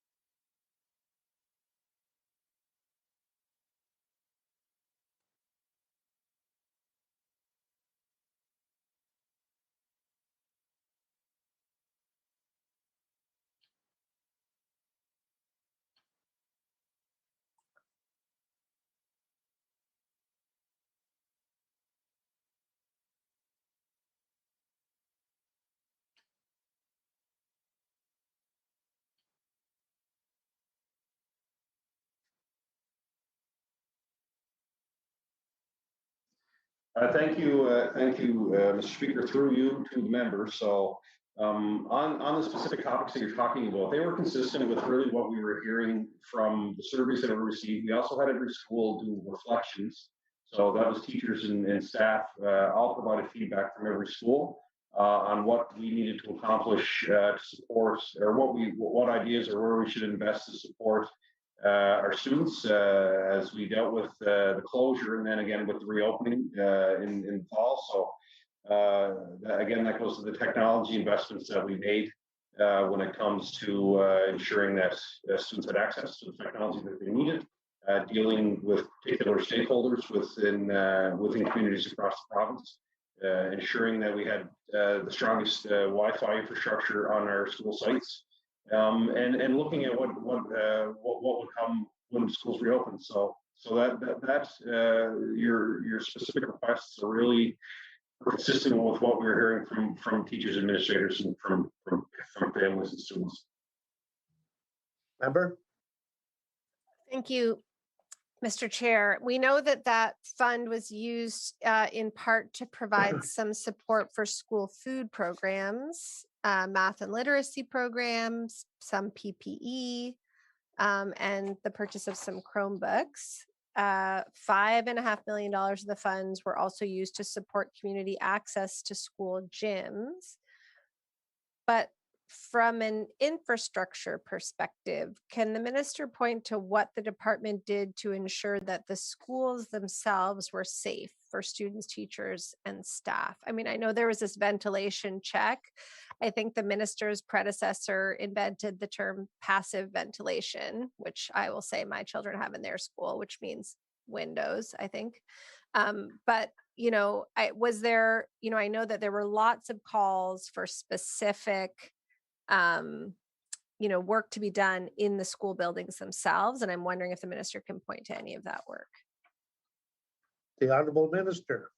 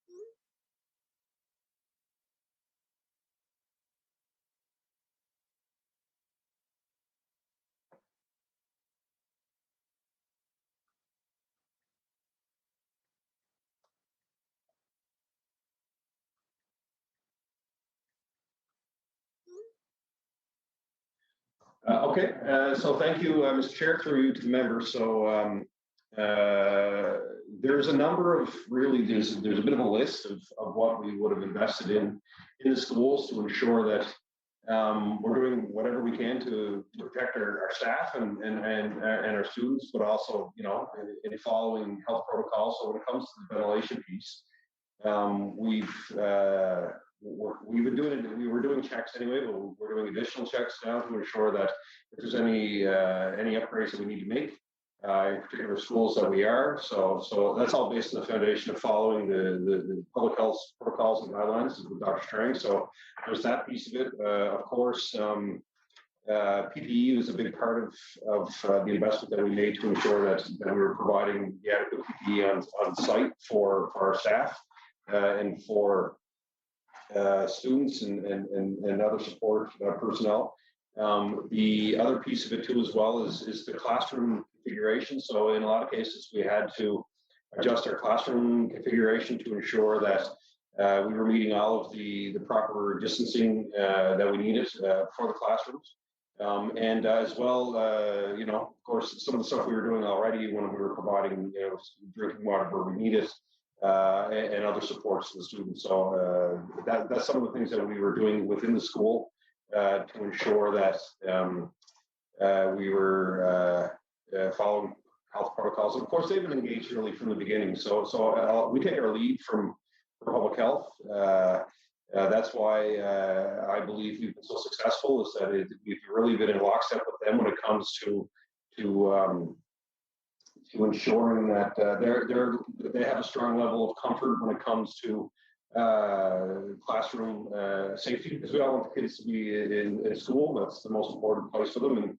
And the access to gyms and stuff came a little bit later. We're always watching that, because first and foremost for us, it's about the kids being in class and learning in that learning environment. And we've had some restrictions on some extracurricular activities when it comes to schools, and that's important because we need to keep our kids in school. So hopefully that answers some of the information we're looking for. The Honorable Member. Thank you. I know we're going to go to break pretty soon, and I do have some more recovery related questions, but you mentioned the drinking stations, and I I watched with some confusion the exchange between you and the member for Dartmouth East. So I just want to clarify on this point that my understanding is that the touchless water stations that are going in all the schools are in lieu of active remediation for pipes. Is that accurate? Minister?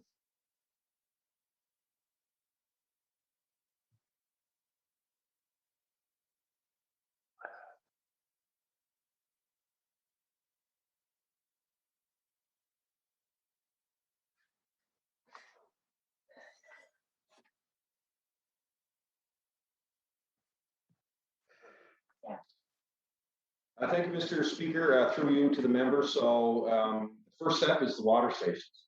And we believe that that will address a lot of our concerns, but that's only the first step. So we would implement those first. We go through another series of testing to ensure if other remediation is needed, that we also have to deal with that too as well. So to answer your question, the water stations is really the first step. We're putting those right across the system.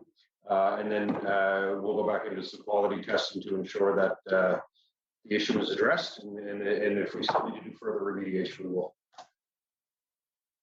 Member? So I don't want to waste a bunch of time on this, but again, just to clarify, so remediation is needed, presumably would be for drinking water. So if you go back, if you have a touchless water station in the school and you go back in, are you going to be testing like the school bathroom taps? And if you find elevated lead, you're actually going to remediate those pipes in older schools? Because my understanding was that you would not do that because drinking water would be taken care of. The Honorable Minister.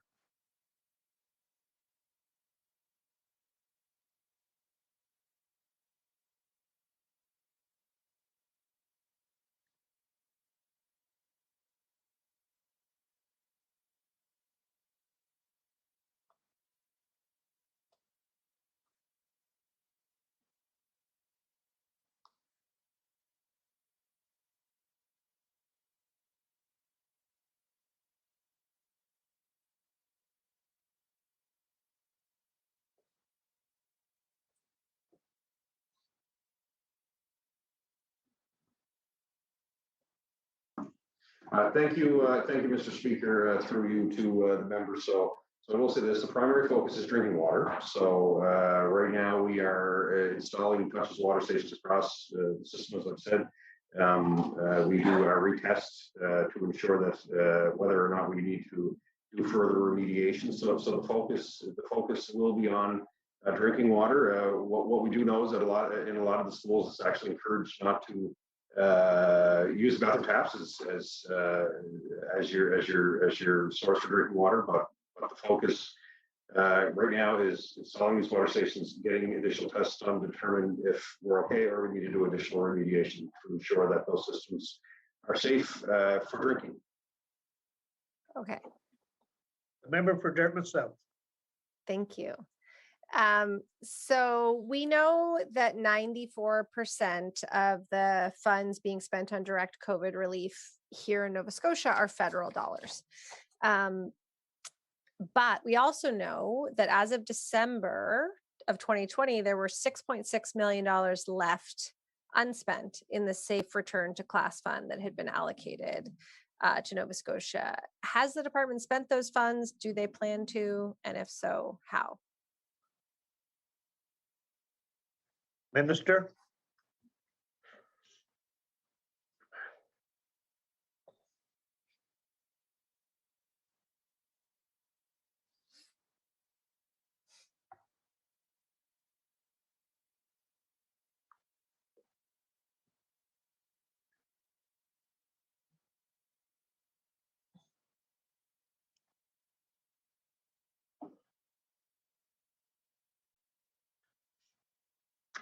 Thank you, Mr. Speaker, through you to the members. So we will eventually spend the full amount.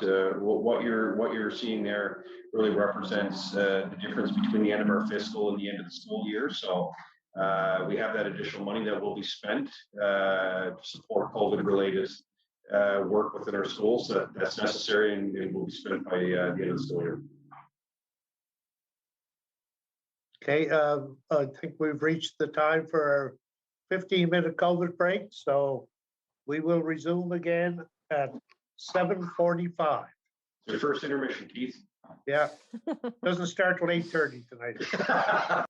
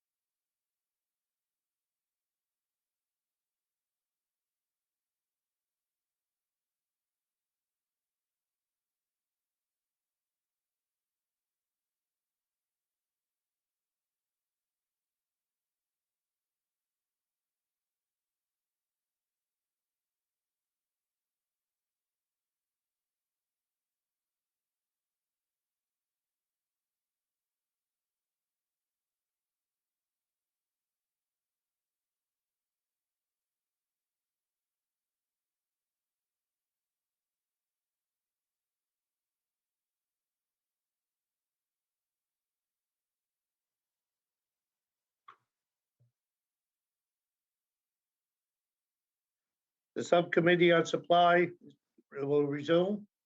I recognize the honorable member from Dartmouth South. You have until 8:15 for your first hour.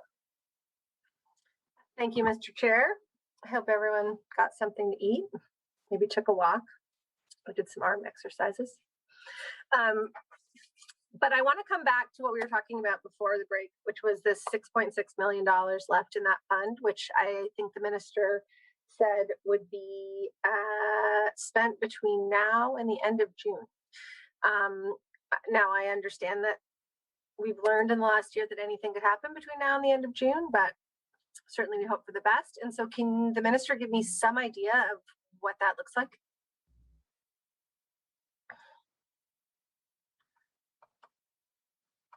Minister?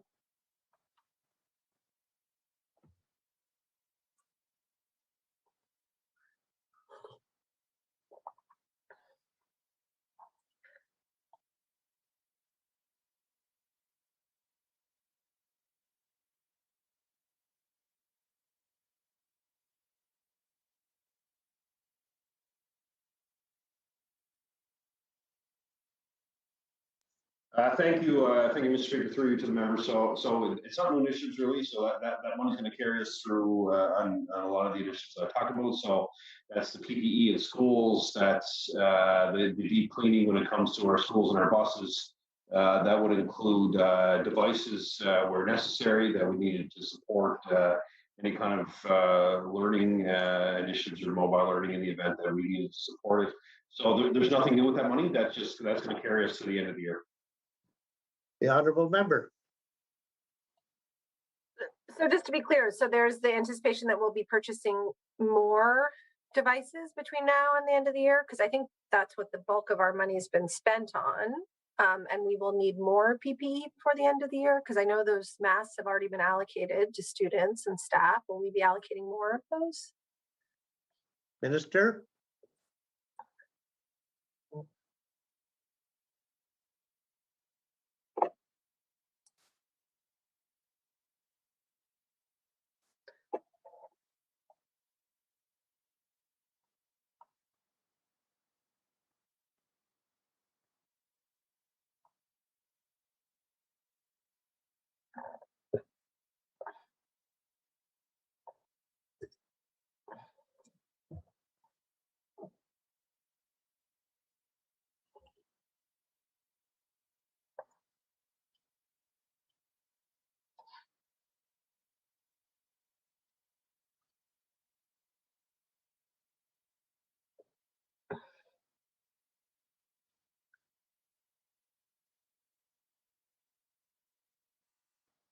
Thank you, Mr. Speaker, through you to the members. So we would still need to purchase some of the stuff that you mentioned. So PPE, hand sanitizer, et cetera, were necessary.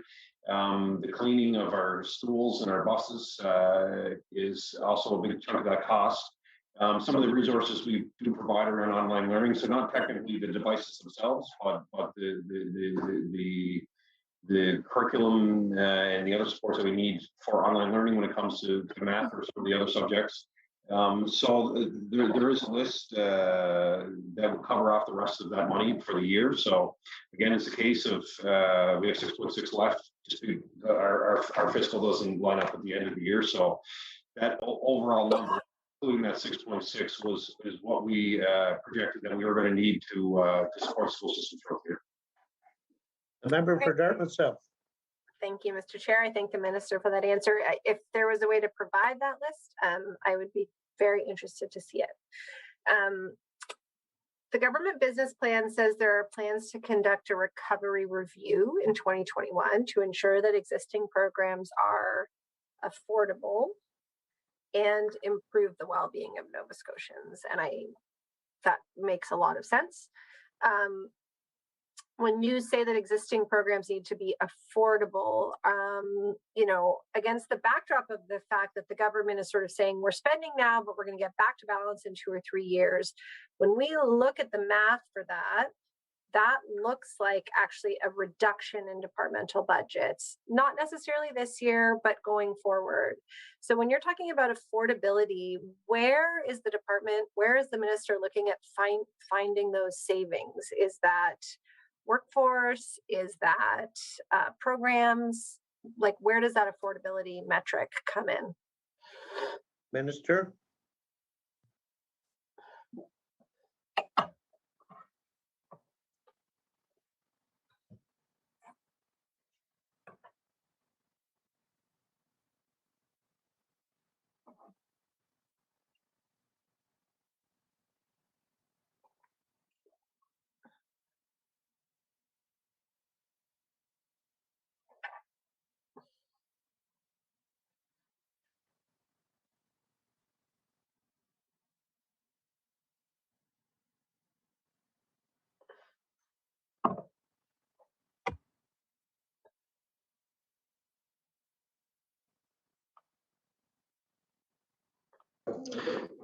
Thank you, Mr. Speaker, through you to the members. So what I can say is that I'm not in the process of looking at any kind of savings in the future. As a government, we've made significant investments because they were necessary to support our teachers, to support our students, to support some of the changes in curriculum that we have. So I'm not looking at that at all. So I continue to advocate on programs and the supports that I feel that we need in the school system. Based on my conversations, I've had some great conversations with educators across the province and with the union president, the teachers union president, about what does the classroom look like post COVID? What have we learned from this experience? One of the ones that I found very interesting is outdoor learning and what that's going to look like in the future. So really, to answer your question, we're not engaged in any conversation that would look at a reduction in resources for our students. If anything, it's the complete opposite. We will adjust as necessary to the pandemic to ensure that the supports are there for our kids and our educators and everybody in the system for that matter. They've really been our heroes in the system from day one. They're the main reason why our kids are in school where they belong, and we all can't thank them enough for their dedication. But really, my focus is more on what supports we need. What have we learned really post-COVID that we can help support our kids and support our educators with? And it's been very positive with conversations that I've had so far. A member for Dartmouth South. Thank you, Mr. Chair. Well, I guess, I'm glad to hear that, but I think somebody in the department is looking at it, because the 4-year fiscal plan that we saw shows a decrease in departmental expenses after this year from a total of about 11.5 billion to 11.3 billion. We know that your budget, Minister, makes up about 13% of all departmental expenses. So back of the napkin math, the department's share of cuts would be $27 million. Where will those cuts come from? Where will the cost reductions come from? The Minister of Education and Early Childhood Development.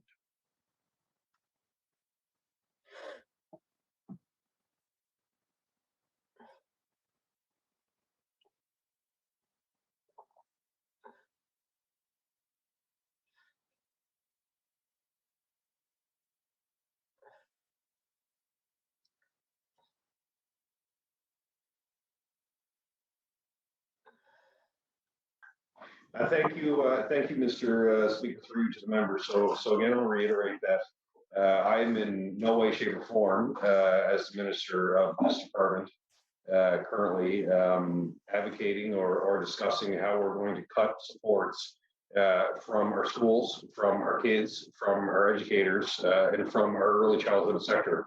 As a government, we have invested significantly over the last number of years. We've had a plan to invest to ensure that we supported stronger inclusive education supports. We're doing that again this year with an additional 15 million. We continued to hire new teachers into the system over the last number of years. Again, this year we're hiring an additional 250 support staff as part of our inclusive education budget increase. So that's where my focus is, and that's where it's going to continue to be. Our conversations that we're having with stakeholders is what is your feedback? First and foremost, thank you to everyone for helping us keep our schools open during the world pandemic. And what have we learned from COVID? And what else do we want to implement to support classroom learning and support our education? Member? Thank the minister for that answer. I am glad to hear that. So I will shift out of affordability, although hoping that doesn't come back to haunt us down the road. Not that things shouldn't be affordable, but we do get concerned when we look at that forecast. So I look forward to hearing how that balance will be achieved, not in the education system, but maybe in some other places. So the other pillar was well-being. And so my, I guess, companion question there is, how is the department measuring well-being and the impact of this budget on the well-being of students and the system? The Honorable Minister.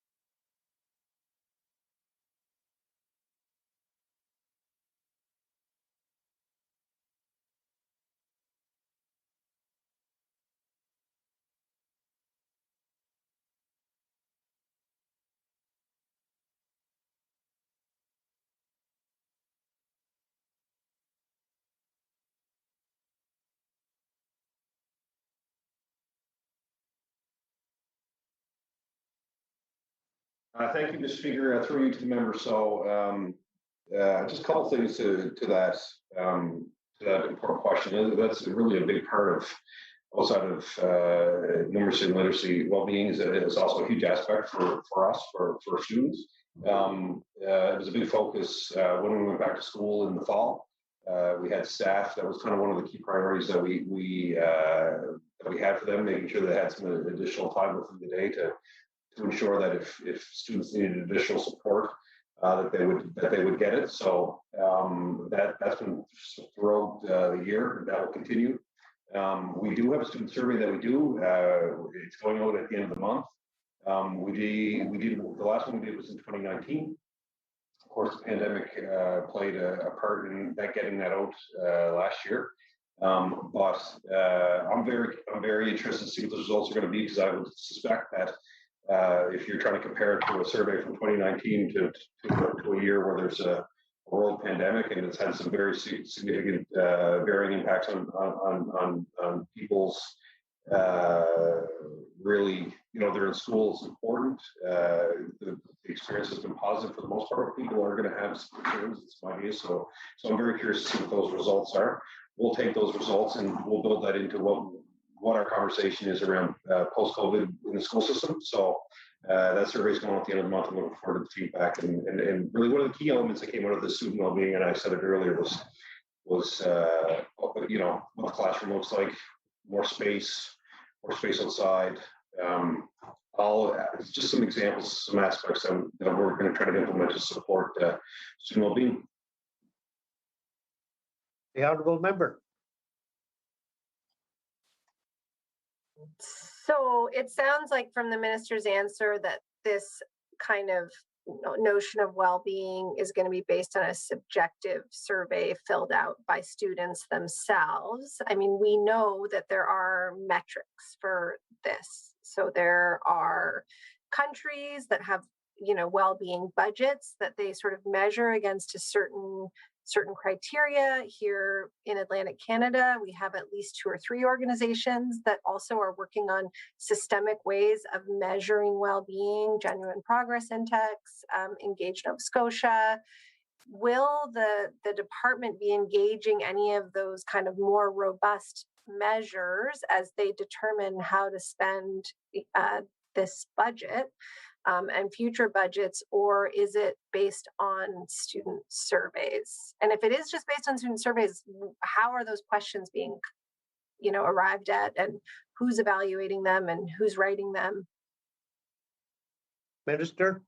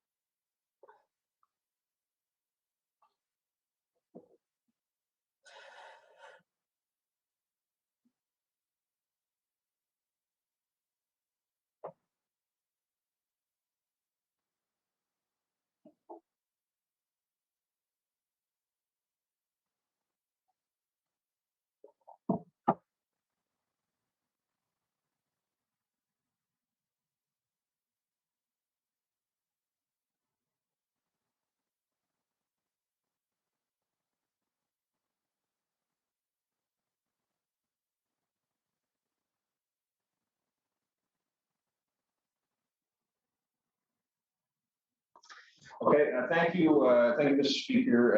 To follow up on member's question or previous question. So there is a company that actually does the survey. So it's Narrative Research that's doing it. So they would craft the survey and the questions based on the feedback they're getting from students. But I don't want to leave the impression that that's the only thing that we're using is a student survey. That's one aspect of it. As I said earlier, we do receive feedback from every school when it comes to student well-being as well. So we're receiving feedback from our healthcare stakeholders, whether it's the IWK or others, as well.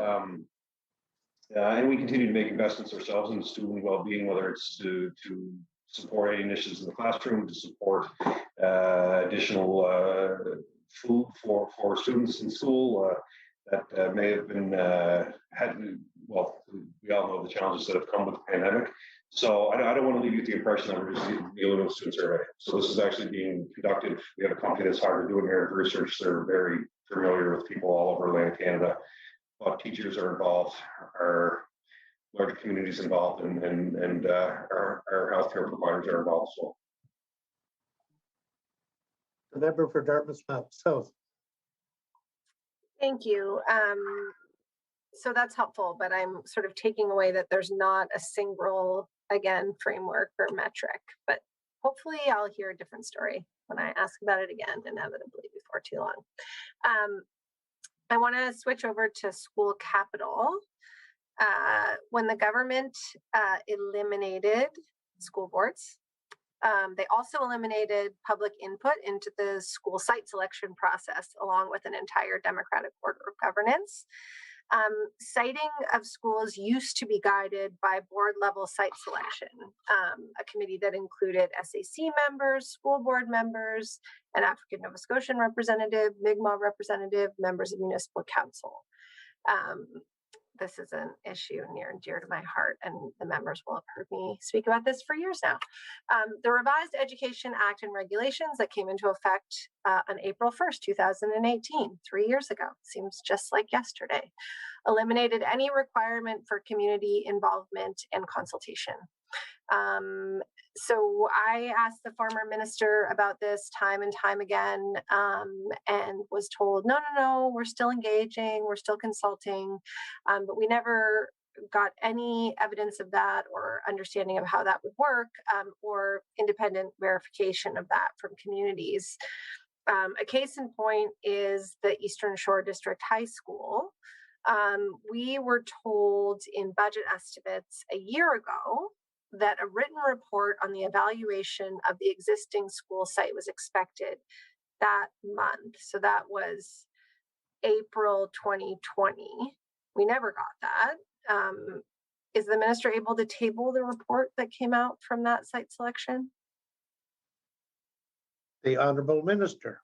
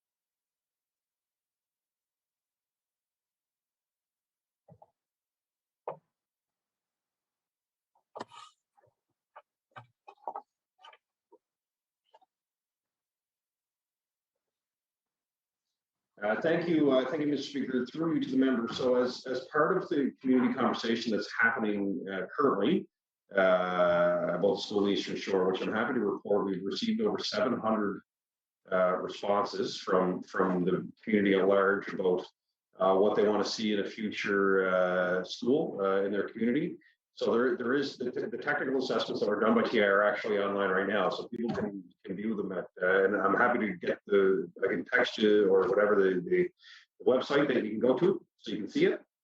But that was part of the community conversation. So again, I am happy to say that there's been great engagement. We've had from the day we launched it, we had the first air, so we had a few hundred, and now we're over 700 responses. So the community is really engaged in the conversation, and it's important because that's what I wanted in the first place when I made the decision to go back out. And it's important because the community deserves a new school. So the kids deserve to go to school, and again, that's another community that has a growing population, and I hope that people continue to provide feedback. The Honorable Member. Thanks. So to my understanding, there's never been a question about the community needing a new school. That's off the table. And I'm glad that there's been so much feedback. But just to take us back, the former minister told us that the changes to the consultation process, which from where I sit is the elimination of the consultation process up till this particular conversation, was going to be faster and more efficient. So in this situation, the site was selected in February, an application for judicial review was filed, and after that, the government announced that the decision would be set aside and a consultation process would be engaged. So it's great we've gotten all this community feedback in the wake of legal action taken by community and parents, but that's still not a consultation system, and it's definitely not faster, and it's definitely not less expensive. And it definitely creates more hardship to the community, which I would suggest all could have been avoided if there was actually an open and clear consultation process to begin with, ideally under the purview of a school board, but given that those are gone now, in some other capacity. So I guess my, can the minister say how long this consultation process will take? Like, when will it wrap up, and when will a final decision be made, and how will it run? I mean, I know you say you're getting a lot of surveys, the minister says, but like, is there a process, in fact, for receiving those, assimilating them, engaging people? The Honorable Minister.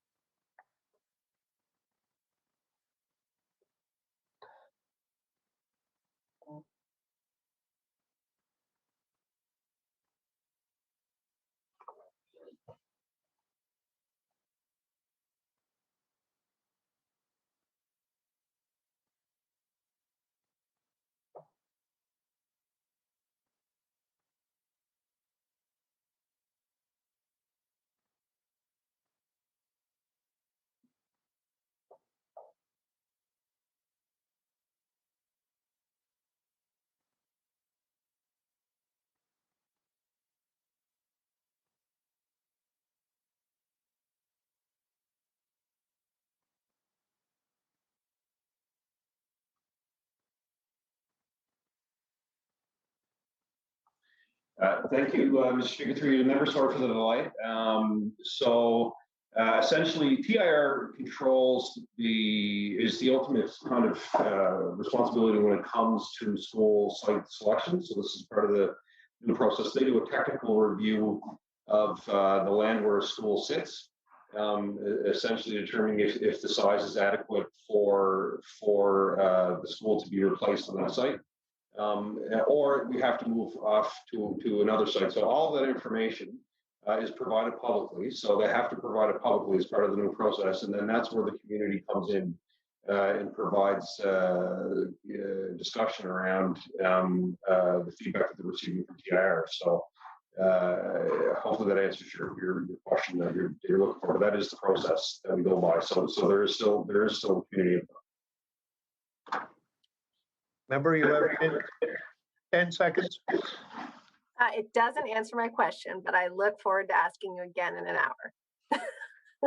Thank you. Okay, thank you. The time for the NDP caucus for this hour has expired. I'll now recognize the honorable member from Dartmouth East. Thank you, Mr. Chair. Hello again, Minister and staff. Just following up on the questions related to the school selection process from my colleague from Dartmouth South. If I recall, I think it was in the summer of 2019, the government announced that new site selection process. And, if I recall, that process said they would look at the existing location before seeking a new site. They would conduct a technical site review, and they'd consult with the school community. My understanding, Mr. Chair, is that there's been some FOIPOP requests to get that technical report, but apparently nobody can get their hands on this. So my question is this: will the government release that technical report for the new school on the Eastern Shore? Minister. Thank you, Mr. Speaker, through you to the member. It's already released, so you can find it. I have the website here in front of me if you want to take it down, or to the member, I can happily send him a note to make sure that he gets the website so he can review it. Member? I appreciate that, Minister, and certainly, to get information on this issue has been very, very challenging. And the fundamental question, everyone's trying to get at here is essentially, why did the government fail to follow their own process when it came to the school on Eastern Shore? Minister. Mr. Speaker, through you to the member, we actually had an ad in the Chronicle Herald last week that actually provides the website where people can go view the technical reports from TIR. So it's been full disclosure from me as minister. So again, we had an ad for everybody to see in the Chronicle Herald that provided the link to the website where people could view the reports. The member for Dartmouth East. Thank you, Mr. Chair, and I certainly appreciate that. This is information the public wants to know, and a lot of those questions have been asked for months and months and months. And the fact is, the questions that are going around from members of that community is essentially, why was the public not initially consulted in this location process, but only on the consolidation? There's a lot of questions, and certainly, Mr. Chair, what I'm hearing is, a lot of people want to know if the court challenge, did that change, that influence the decision to set all of this aside? Minister.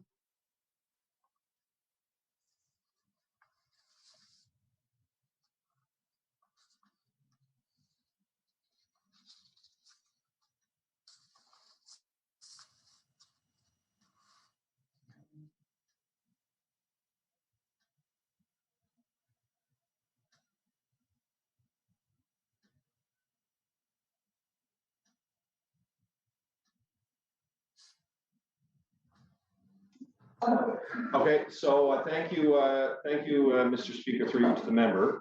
So I'm going to be very cognizant of what's before the courts right now. So what I'm going to say is this: is that I'm excited for that community.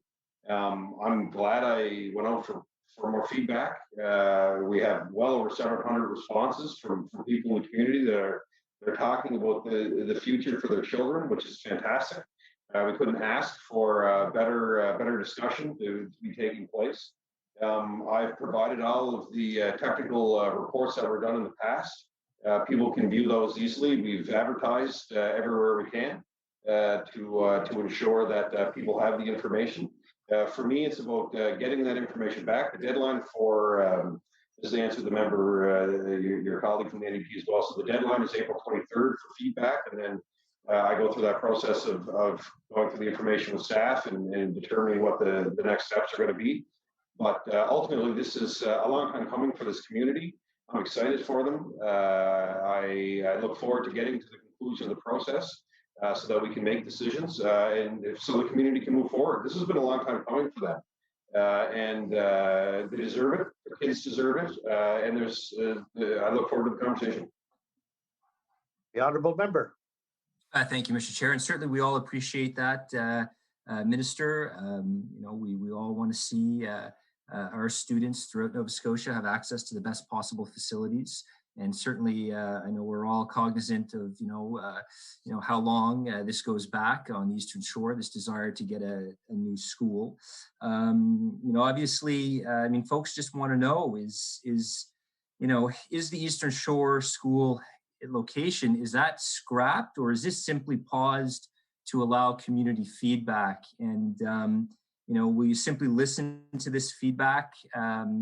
Will they be making that final decision based on that feedback? There's a lot of questions still that are circulating, and I think it's really incumbent on the government to provide that clarity. And I think we all wait, for the results of that feedback. Obviously, when we see situations like this, where following the process has been very choppy, very problematic, it spills over into other communities as well. And, I'm hearing that there's been a lack of community consultation for the new school in Clayton Park West. And so my question is this: what steps is the department taking to ensure there's community consultation, making sure that process is followed for that new school? Thank you, Mr. Speaker, through you to the members. So I want to be clear on this, because the member kind of went down this what I perceive as the slope where he was trying to determine whether this was a site conversation. It seems like he's picking a site. I'm not picking a site at this point. I'm taking feedback from the community to determine where the best site for that school will be. So we look forward to getting that feedback from the good folks of that community, so we can make some decisions. As I said, there is a process in place where TIR, and the member mentioned it as well. So TIR will look at a current site and determine if a new build will fit in that site as part of their technical review, and they look at additional sites if it doesn't. That's to look at, that's taking into account all the costs and everything that would be associated if you have to move from one site to another. That's all information that they are required to make public to the community, so the community can provide feedback. In regards to Eastern Shore, the questions have been asked to the community to determine what they see as the future of the community. There's, as I've said, we'll make decisions based on the feedback that we get, and that the technical information that TIR went through with their assessment is readily available to anybody who wants to view it. The member for Dartmouth East. Thank you, Mr. Chair. Certainly the whole process in the last at least year and a half has been very, very choppy and problematic. Certainly as an MLA, as an education critic, I've certainly heard a lot of concerns. So I certainly encourage the department to be a lot better with the communication moving forward for this school, which we all recognize is needed and required. But the process certainly it's been a choppy process. Mr. Chair, I'd like to return to the topic of student wellness. Today, April 7th, April 7th, 2013 is a day that is going to haunt me forever. 8 years ago, we lost Rehtaeh Parsons, and I woke up this morning, I had a real uneasy feeling, and then I realized what day it was, and I was really kind of contemplating whether or not I should be asking these questions, but I feel like I have to, through you, Mr. Chair, Minister. I really feel like I need to ask some questions regarding, the approach we're taking, the investments we're making to prevent cyberbullying, bullying, and violence and harassment at our schools. And when I say this is going to haunt me forever, I mean, I was the acting vice principal at PA at Prince Andrew.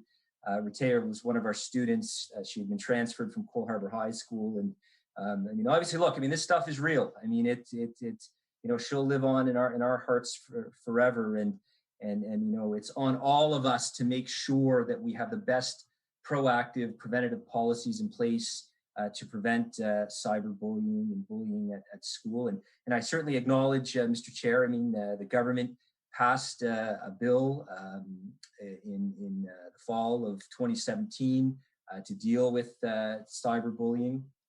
But I think we need to have a discussion on where we are and where we should be going with violence in our schools. And just recently, I mean, on March 6th, we had an incident at a high-profile incident at one of our high schools in Metro, and certainly, this is an issue that we need to really acknowledge and discuss. So, my question. So, one of the things that emerged after Rehtaeh Parsons and the things that we put in place was safe and inclusive schools, the position of safe and inclusive schools. And so, could the minister tell us how much money is allocated for that position of safe and inclusive schools, and what role does that play in mitigating incidents of violence and bullying in our schools? The Minister of Education and Early Childhood Development.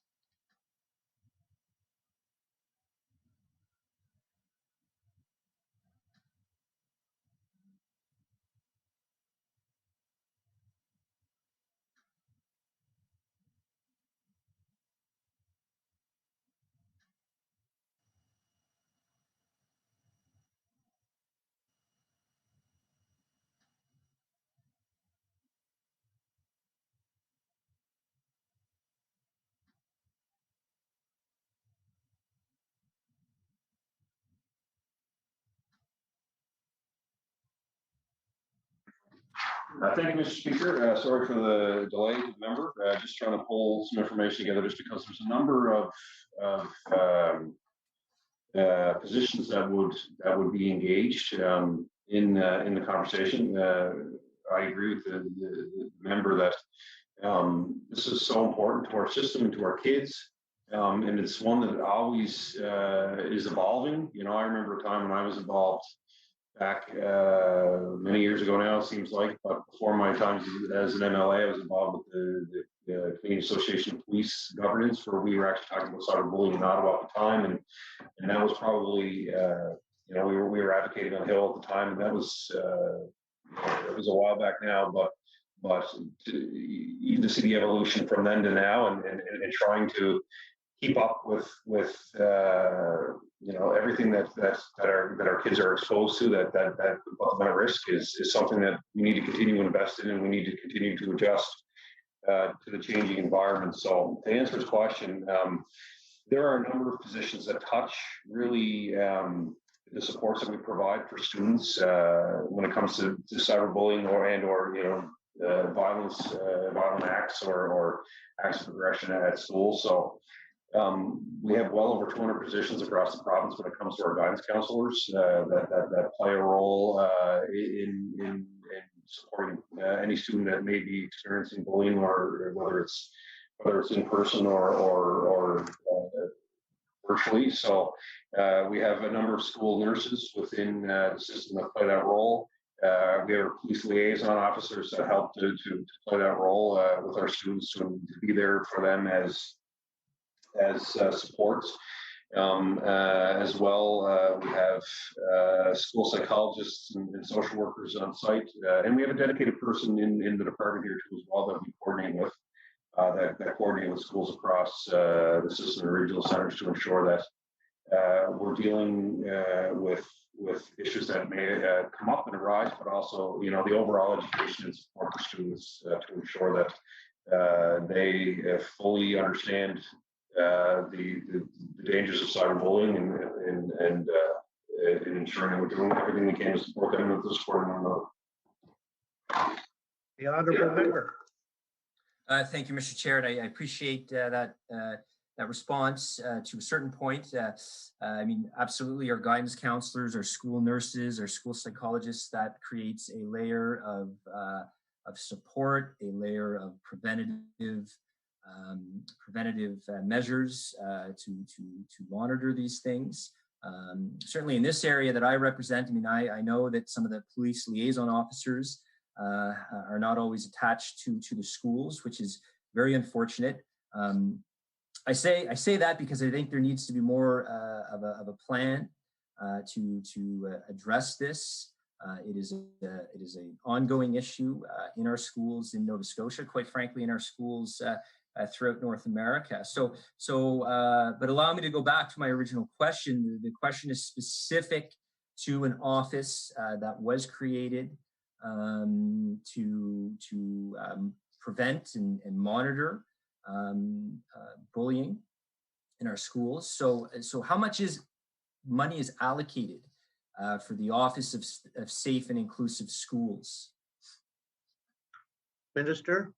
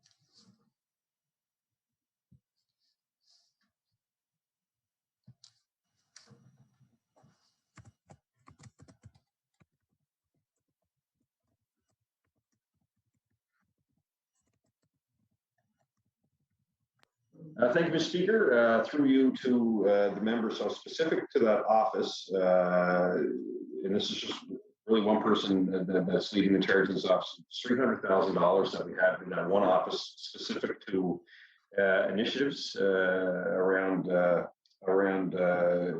safe schools.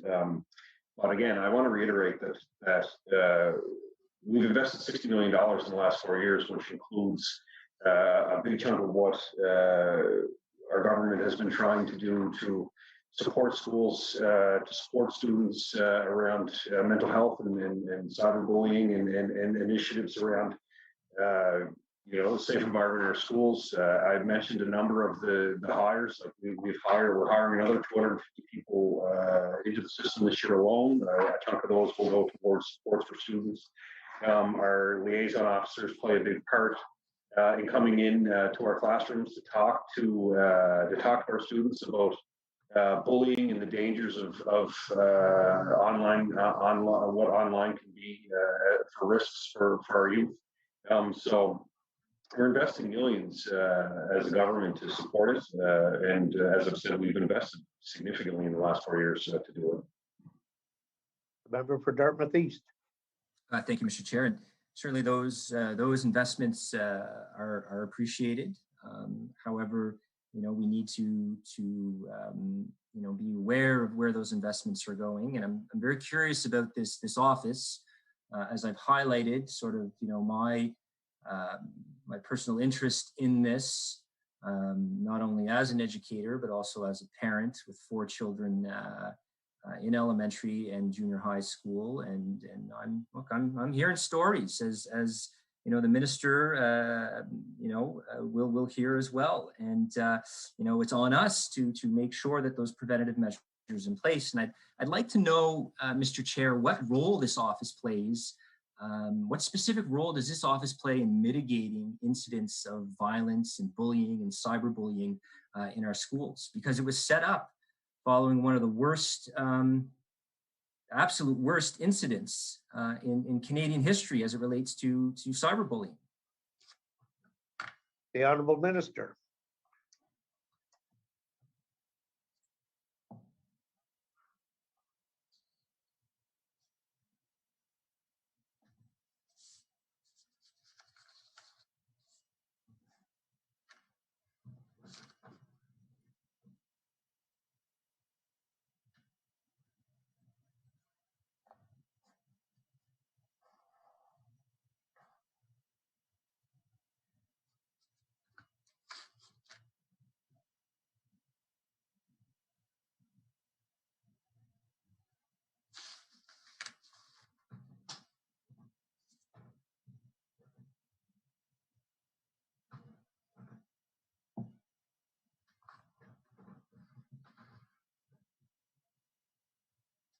Thank you, Mr. Speaker. Mr. Speaker, through you to the member. So the office falls under Student Services, the Department of Student Services and Equity within the Department of Education. So that office has a budget that really works with our Schools Plus program and a lot of the stakeholders that I've talked about across the system. They work collaboratively with Department of Health, with our stakeholders at the IWK. They work with Department of Justice when it comes around policy. So it's not one specific task that office is responsible for. They're working with hundreds and hundreds of our support staff across the province. The Honourable Member. Thank you, Mr. Chair, and I appreciate the Minister's response. Are there any plans to expand the role of this position or office within that larger context? Those larger supports that you've outlined. Minister.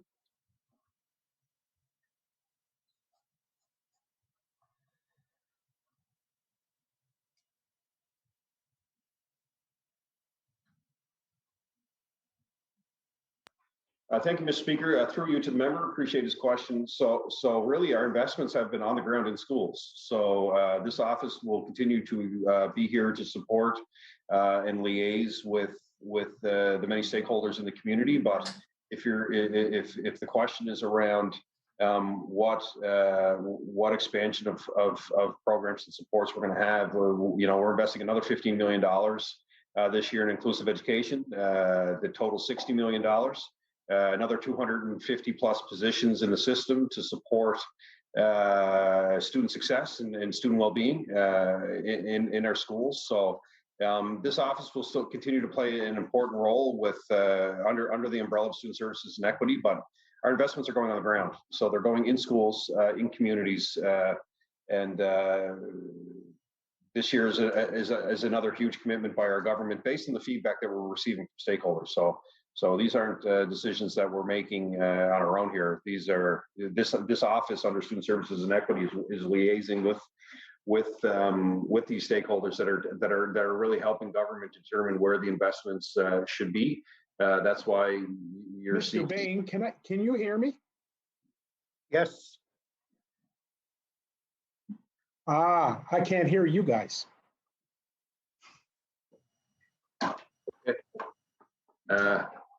No, it's the Honorable Minister. Thank you, Mr. Speaker. So through you again to the member. So just to finish off his question, that office will continue to play an important role, especially when it comes to liaising with the departments within government. So I'll leave it at that for now, and the member can follow up on that question. Thanks. Member. Thank you, Mr. Chair. Thank you, Minister, for your response.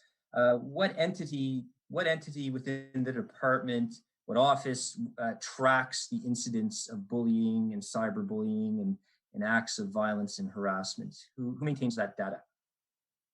Minister.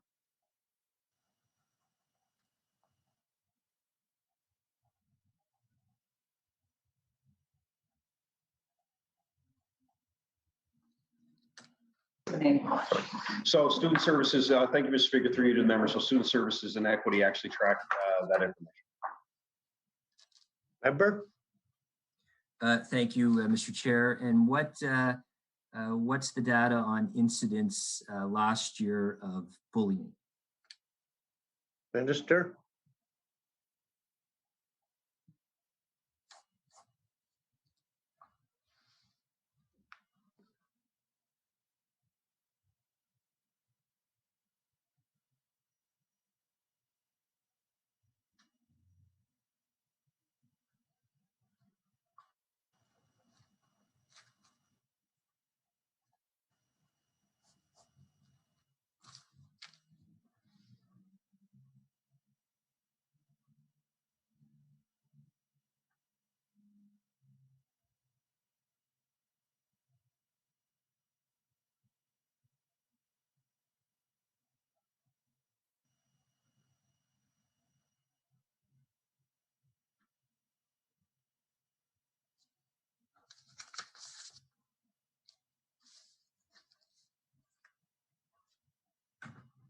Thank you, Mr. Speaker. Through you to the member. So there is some data I have here. I might have to get some additional data for you, members. So but what I can say at this point right now, and we're basing 2019, 2020, and 2020, 2021. And we're basing the same months because it is we experienced COVID towards the end of the year, 1920. So we've seen a 17% decrease in physical violence in that time span. When it comes to regards to bullying, again, 2019, 2020 compared to 2020, 2021, using the same methodology around the fact that we experienced COVID and school shut down early, we saw a 14% decrease in bullying events. Member. Okay, I appreciate that response. How many incidents of bullying occurred in 2019, 2020? How many incidents? Thank you, Mr. Speaker. Through you to the member. So that's the number I'm going to have to get for you. I don't have that in front of me, but I can we can see what we can pull together for you. So. Okay. But once again, folks, it's time for our final COVID break for the evening.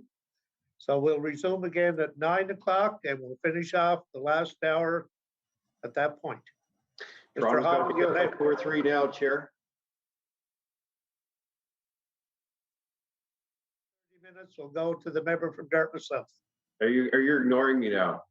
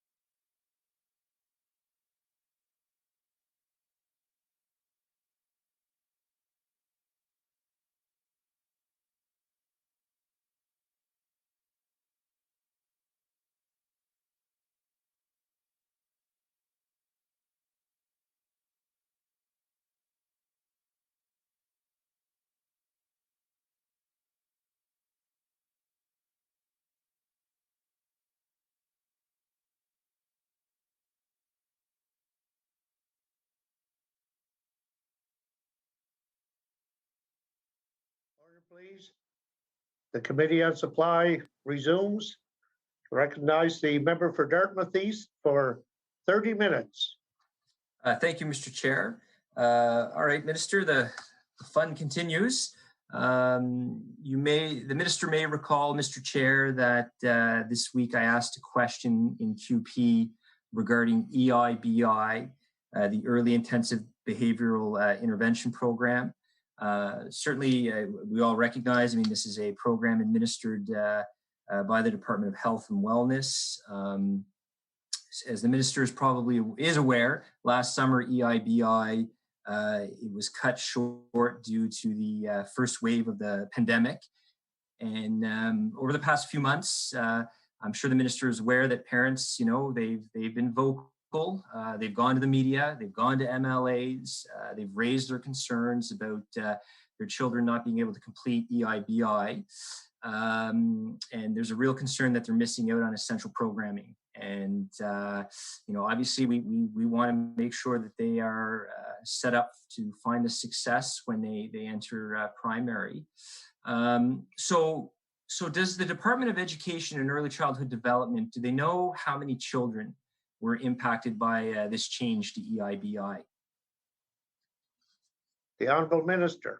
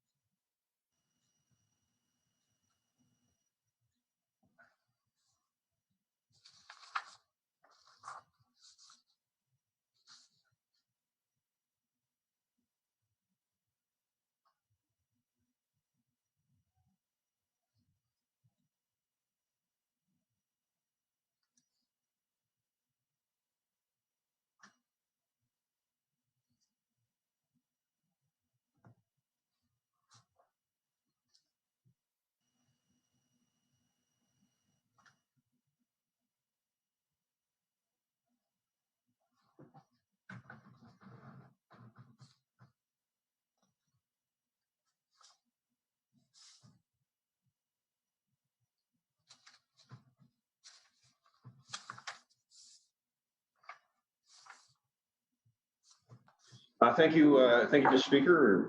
Through you to the honourable member. I don't have the statistics on in front of me now when it comes to his question. Department of Health would be they would have those numbers. We can try to reach out to them as well. But I want to reiterate. Well, first I'll say actually this is an important conversation for me too, as well as I get the same question at home as well, talking to parents and ensuring that that they're getting the supports that they need as their children enter the school system. So that's why we've invested again 15 million again this year in inclusive education for a total of 60 million. We've hired additional autism specialists in our school system to support our students, and we're going to continue to make those investments. So to answer, I wish I had the numbers in front of me, sir. I don't, but we can try to get the numbers for you. Member. Thank you, Mr. Chair, and certainly through you, Minister, I encourage definitely get those numbers. There's an old adage in the art of education, fail to plan, plan to fail. And the last thing that we want to do is fail to provide the necessary supports and programming, especially when the MLA for Kings West, the former health minister, indicated in a CBC article that, quote, programming is still meeting the needs of families in extreme circumstances, and its department says the time limit was the only way to ensure all children born in 2015 have some therapy, end quote. And that's from a CBC News article, which I can most certainly table, Mr. Chair. Obviously, a statement like that, you can certainly see for many families, it's not very reassuring. And if you read on in the article, the former Minister of Health indicated, quote, The education system is preparing to help the children adjust to school, end quote. So my question is this, what preparations are being made to ensure that those supports will be in place? What preparations are being put in place? And I mean, you have a minister of the Crown that's made that commitment publicly. I'd like to know what the department is doing. And please remember, this is not this. All issues in education are serious. This is very serious. The Honorable Minister.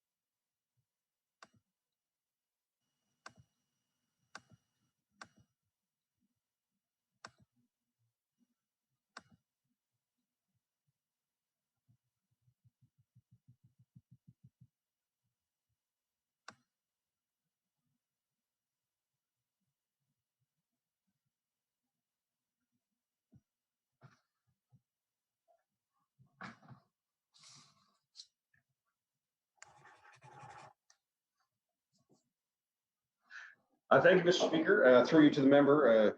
So there are a number of steps that we take to support parents as their child is ready to enter the school system, to ensure that the transition for them is a positive one, and that the supports are there. So, of course, and the member would know this as a former educator, we go through a number of supports for the students, starting, of course, we have our transition meetings with parents to talk about the needs of their child as they transition.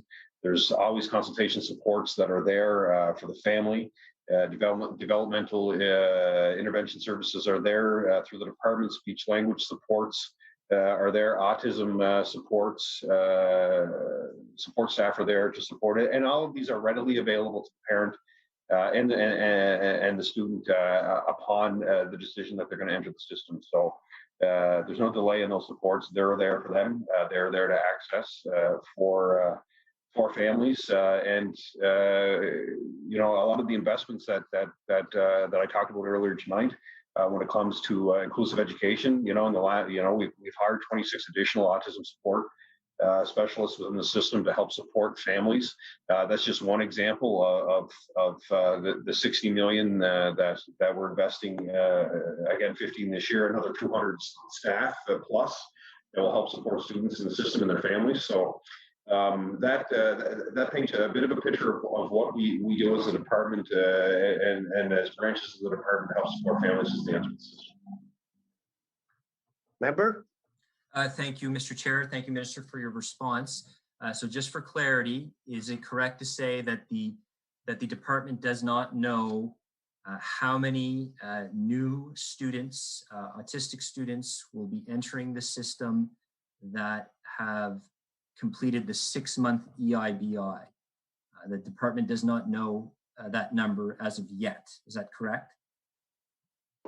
No, thank you, Mr. Speaker. No, that is not correct. We actually do know that. I just don't have it with me tonight, and we'll happily provide it to the member. Okay. Member?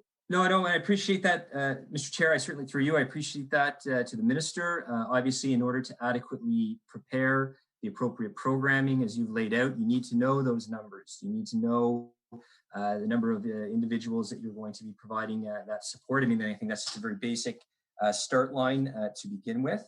And certainly, as an MLA, as an opposition MLA, I'll continue to monitor that. And I want to thank folks for the ongoing work that they're doing to support all our learners. I want to continue with the theme, Mr. Chair, of student wellness and student supports being offered within our schools. On March 17th, CBC News reported that 5-year-old Bellamy Desroches requires an injection every day at school at lunchtime for type 1 diabetes. And I have an article there, Mr. Chair, which I'll certainly table that. Now, under the current guidelines, which were implemented in 2010, school staff in Nova Scotia can be trained to monitor blood glucose levels and supervise insulin injection. However, school staff are not responsible to be trained to administer that injection. And I understand Nova Scotia's guidelines on this are currently under review in collaboration with Diabetes Canada and the IWK and Nova Scotia Health. Can the minister give us an update on where those things are? I mean, obviously, this has to do with student safety, a student's ability to function and learn. Obviously, being unable to get access to this injection will most certainly interfere with the learning process for that student. So could the minister provide us an update and what investments, what plans are being made to address that? The Minister of Education and Early Childhood Development.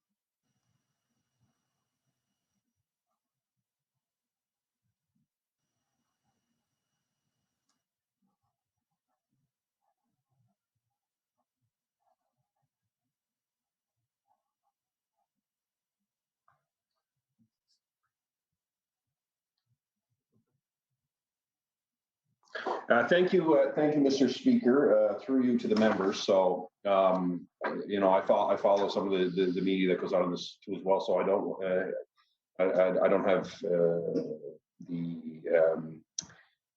the consent, but I will say this: any student that is in a situation where they need that kind of support, we work with the parents. We design a health plan for that student to ensure that they're getting the supports that they need, and if need be, there is somebody on site that can help that support. So we work closely with parents. We really, in any given year, any given time, we're always engaged with our regional centers across the province to ensure that if any students need that particular health support, that they can get it. The member for Dartmouth East. Thank you, Mr. Chair. And certainly, I mean, in some respects, we've been down this path before. I mean, geez, I remember years ago when I was an acting vice principal, being told by my principal, go set up a station in the office for EpiPen delivery. And I remember having to designate a specific area, having a designated individual that could administer that EpiPen for, as you know, severe allergic reactions. So schools, and to some degree, they've dealt with these situations before. My understanding is British Columbia is the only province that has school staff administer insulin in these particular cases. So I guess the question is, in terms of the plans that are being developed between the department and the various healthcare agencies, will teachers, will they be administering this, or will the Department of Education and Early Childhood Development, are they going to bring outside staff to administer these supports? If you could give us an update. Minister.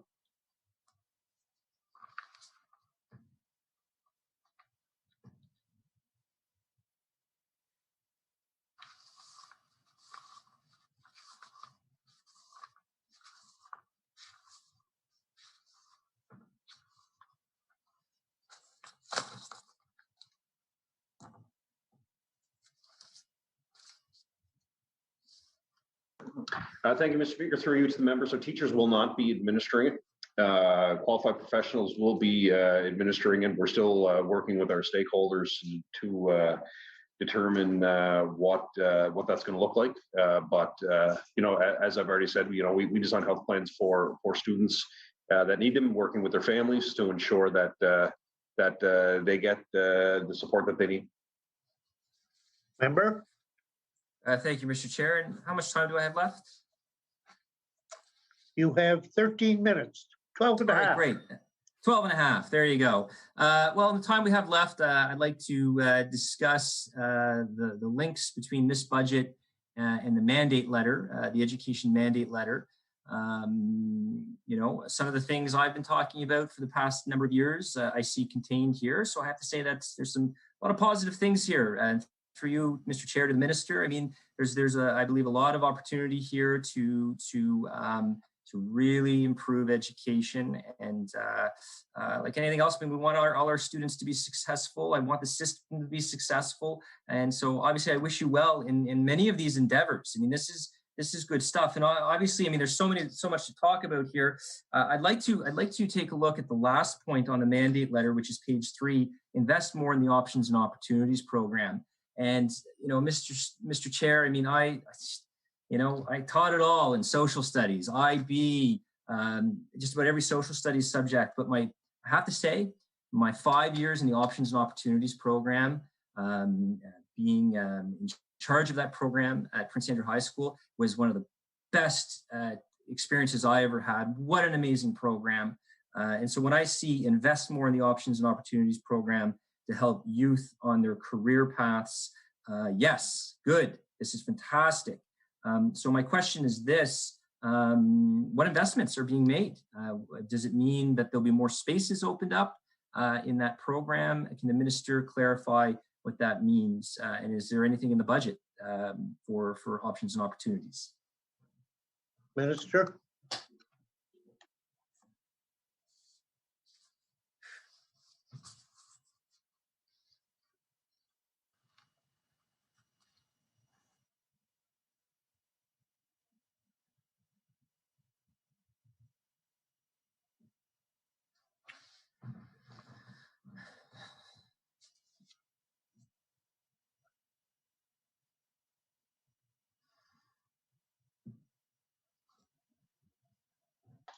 Thank you, Mr. Speaker, and I appreciate the question for the member. This is really kind of one of those opportunities that we have in my mandate letter. That's a really kind of flexible how I want to approach it. So, particularly with the program where we're constantly engaged with our partners to ensure that we're providing the spaces and as many opportunities as possible for students. I look particularly, and I kind of put I actually do put my old Minister of Energy hat on.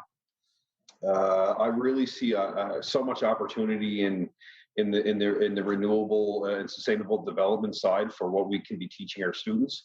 I was involved with negotiating some new programs when it comes to energy efficiency, when it comes to significant investments that we're making in our housing stock here in the province. Our solar program went from a dozen companies to almost 70 in a year. We have wait lists, which is fantastic across the province because we have companies that are so busy that they're constantly looking for workers.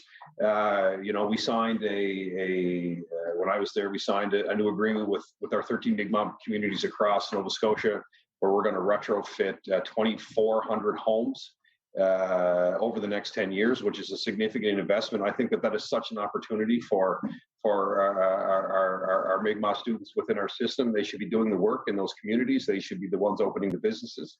I believe that is a huge opportunity for them. So this is one of the pieces of the mandate letter that kind of really excites me, because I think that we have our traditional industries that students are engaged in that have been longstanding parts of the program. But as we all know, and as this government is very serious about climate change, not only for what it means for the environment and for communities moving forward, but also for the opportunities that it presents. These are, the agreement alone with our Mi'kmaq communities is $40 million of work. In my time as energy minister, we made significant investments around our public housing. We expanded all of our efficiency programs to include houses that were, the program usually traditionally was only approved for houses that were electric heat. Now we expanded to all heating sources. So there's so many opportunities for students to learn new skills, whether it's in some of the things I talked about, some of the traditional industries. So really, it's this bullet and this important topic of the mandate letter. I kind of look at it as the sky's the limit. We're going to take a lot of feedback, of course, from our colleagues in the House, and you included. You and I kind of talked a little bit about this when we met. This is something that's important to me. This is something that I really want to establish in the program, because I really think that this is the future. There's going to be thousands of jobs. I'm not even talking about the big wind projects or the potential big solar projects, the community solar projects, active transportation projects. Look at what's happening with conversations around the Atlantic Loop and something that I've been very public about in my time as energy minister. These are significant opportunities really right across the province, because every community has access to renewable energy. And we need to ensure that our students are the ones that are exposed to it, not only in this program but also in our curriculum. What else can we be talking about in our classrooms with students? But this is big potential. The member for Dartmouth East. Thank you, Mr. Chair, and certainly I appreciate the very fact that you mentioned that big potential. I've always felt options and opportunities is just getting started, and I can tell you this is a great achievement of John Hamp, Premier John Hamp, and his minister at the time. It's great to see, obviously, that the NDP government, the Liberal government, has continued with that, and certainly, though, I'd like a little more specifics. Though, what investments in this budget are investing in options and opportunities? Can you outline that, Minister? Thank you, Mr. Chair. Minister.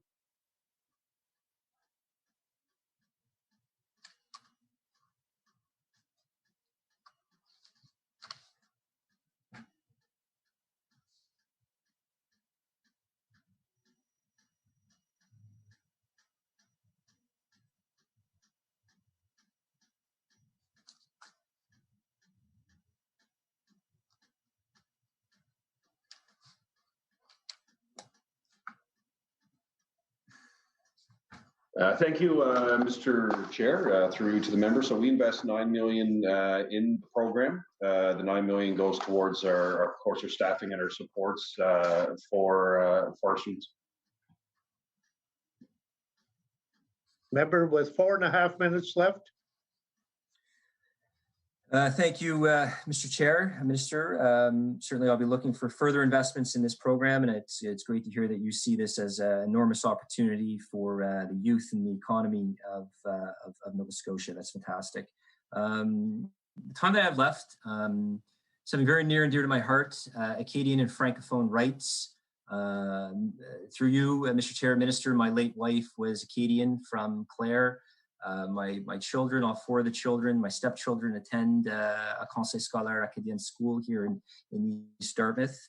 I think it's really critical that the department knows that there is a frustration out there among parents, among Anglophone parents, about the local voice not being heard.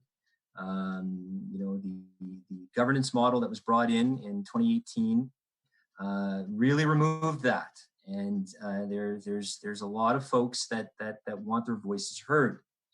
With respect to Acadian and Francophone School Board, though, we know that the promotion and protection of the language and culture of the Acadians and Francophones is paramount and needs to be not only protected, but promoted. And certainly that promotion we see in the data, in the numbers.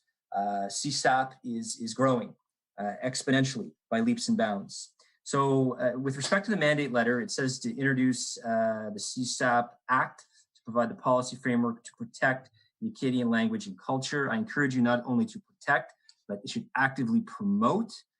So could the minister provide some information on the time frame as to when can our Acadian and Francophone community expect that piece of legislation? The Honourable Minister. Thank you, Mr. Chair. So I apologize if I don't get this all in. I don't know how much time we have left, but I've had the opportunity to meet with the group both over the phone and in person. I continue to have the conversations with them. I 100% agree with the member when it comes to we need to celebrate and we need to protect language and culture. There is no question about that. So, we're working on what the timeline will be. I don't actually have that right now, but I've met with stakeholders. We continue to meet with them, and as well other departments meet with them too. So Acadian Affairs is involved with it as well. So we continue to talk to them. They're a passionate group. They've been great to work with, and I have some Acadian roots myself. So it's Oh yeah, it's important to us too, but it's not. It's in the mandate letter, and I really want to get it done. So we're just working through it now. Member with 1.5 minutes left.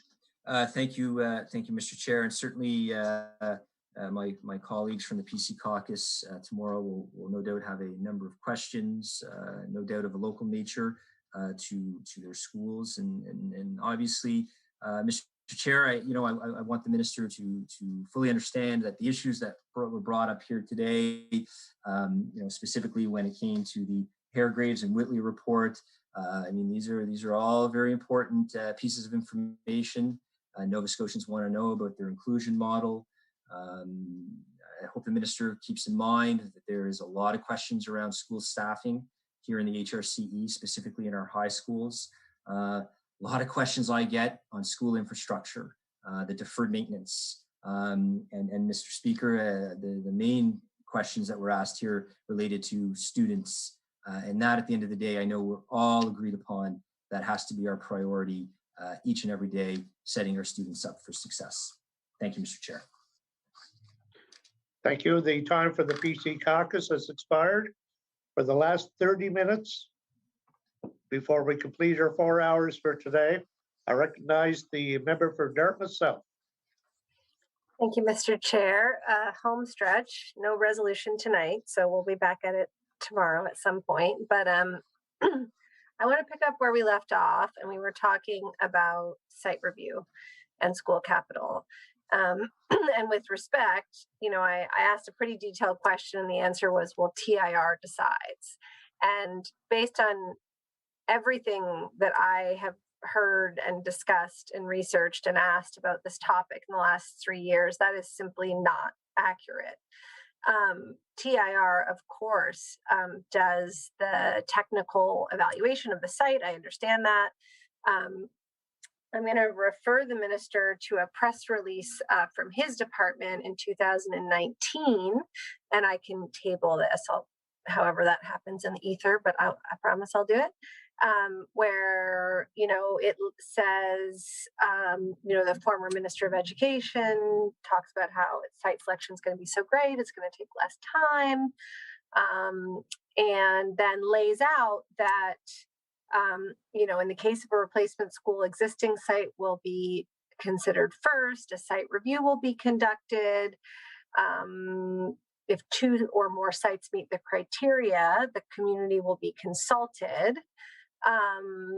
But then at the end, it goes on to say, under the new capital plan project, regional centers for education, the Conseil scolaire acadien provincial, and staff from the departments of education, early childhood development, and transportation and infrastructure renewal will form a committee to review and prioritize proposed capital projects. A complete list assigned to priority will be provided to government for final decisions based on budget. That's not that dissimilar than what used to come out of school boards. So school boards would provide a list. And then, the department would presumably then move that list up the chain, and then something would get approved. It's always been a black box from where I sit, but now it's more of a black box because all of that happens behind layers of closed doors that not only the public, but, as an elected official, I just have no access to. So there's a rolling capital plan that I can see, but in terms of decision making, I just have no idea. And in terms of community consultation, I have even less of an idea. So I want to ask the question again, because I've been asking this question for 3 years, and one of these days I'm going to get a really great answer, which is, what is the school site selection, in the school site selection process, what is the public engagement part? Because as the minister well knows, as a parent, your children, my children, spend their lives in these schools. and where the school is really important. Now, I'm an urban MLA, but I would actually go so far as to say it's even more important for rural Nova Scotians, because proximity and transportation and all of those issues are major. And I think a lot of that actually cannot be determined by a group of people, particularly not by, I would suggest, by just the transportation department in Halifax. There has to be robust community engagement, particularly as we attract new people to the province. We've seen schools like Petite Riviere, we've seen tons of schools that have been slated for closure over the past several years, who have gathered the community and rallied and saved their school. And in many of those cases, those communities where the schools sit have gone on to thrive. I cannot give you an example of a business park that has gone on to thrive because a school has been built in it. Now, that's a pot shot at the Eastern Shore situation. If that's what the community wants, that's what the community wants. I'm not speaking against that, but we need a process. And so I'm really hoping that the minister can tell me that at least there is a process being developed such that communities can have genuine, robust input into these important decisions. The Honorable Minister.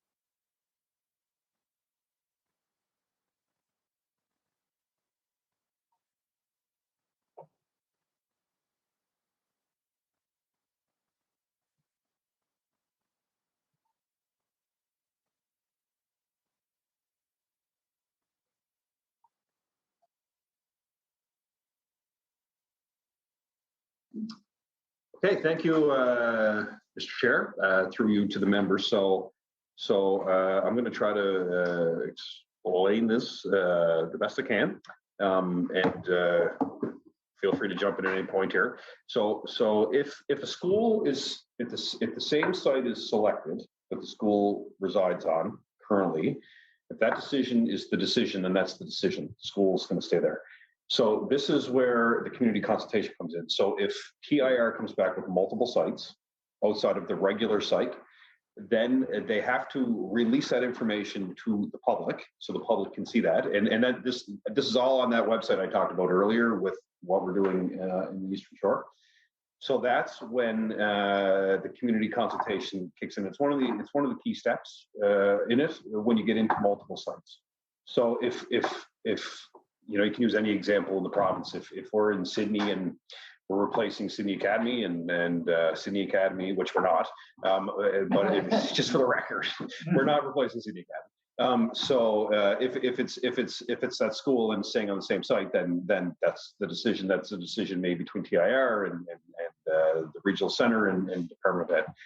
It's when you get into multiple sites, that's when the assessment has to go out to the public.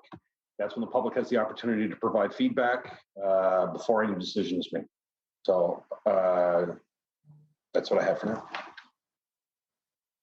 The honorable member. Okay, I'll just keep asking until I find a robust strategy at the other end of my question. But I will also just, you know, for the record, that's what the Eastern Shore website has now, but that's after there was a judicial review filed of the decision on which there was no public input. So getting to the end of this subject, you know, we see Tourism Nova Scotia has a campaign to bring people here because of our great epidemiology. You know, I know where I live in Dartmouth South, but all across the whole province, we've seen a massive and actually kind of awful kind of spiking of real estate prices. But like, we know those homes are being built with, you know, Toronto dollars and Alberta dollars and all that. And so people are coming, and a lot of those people have families.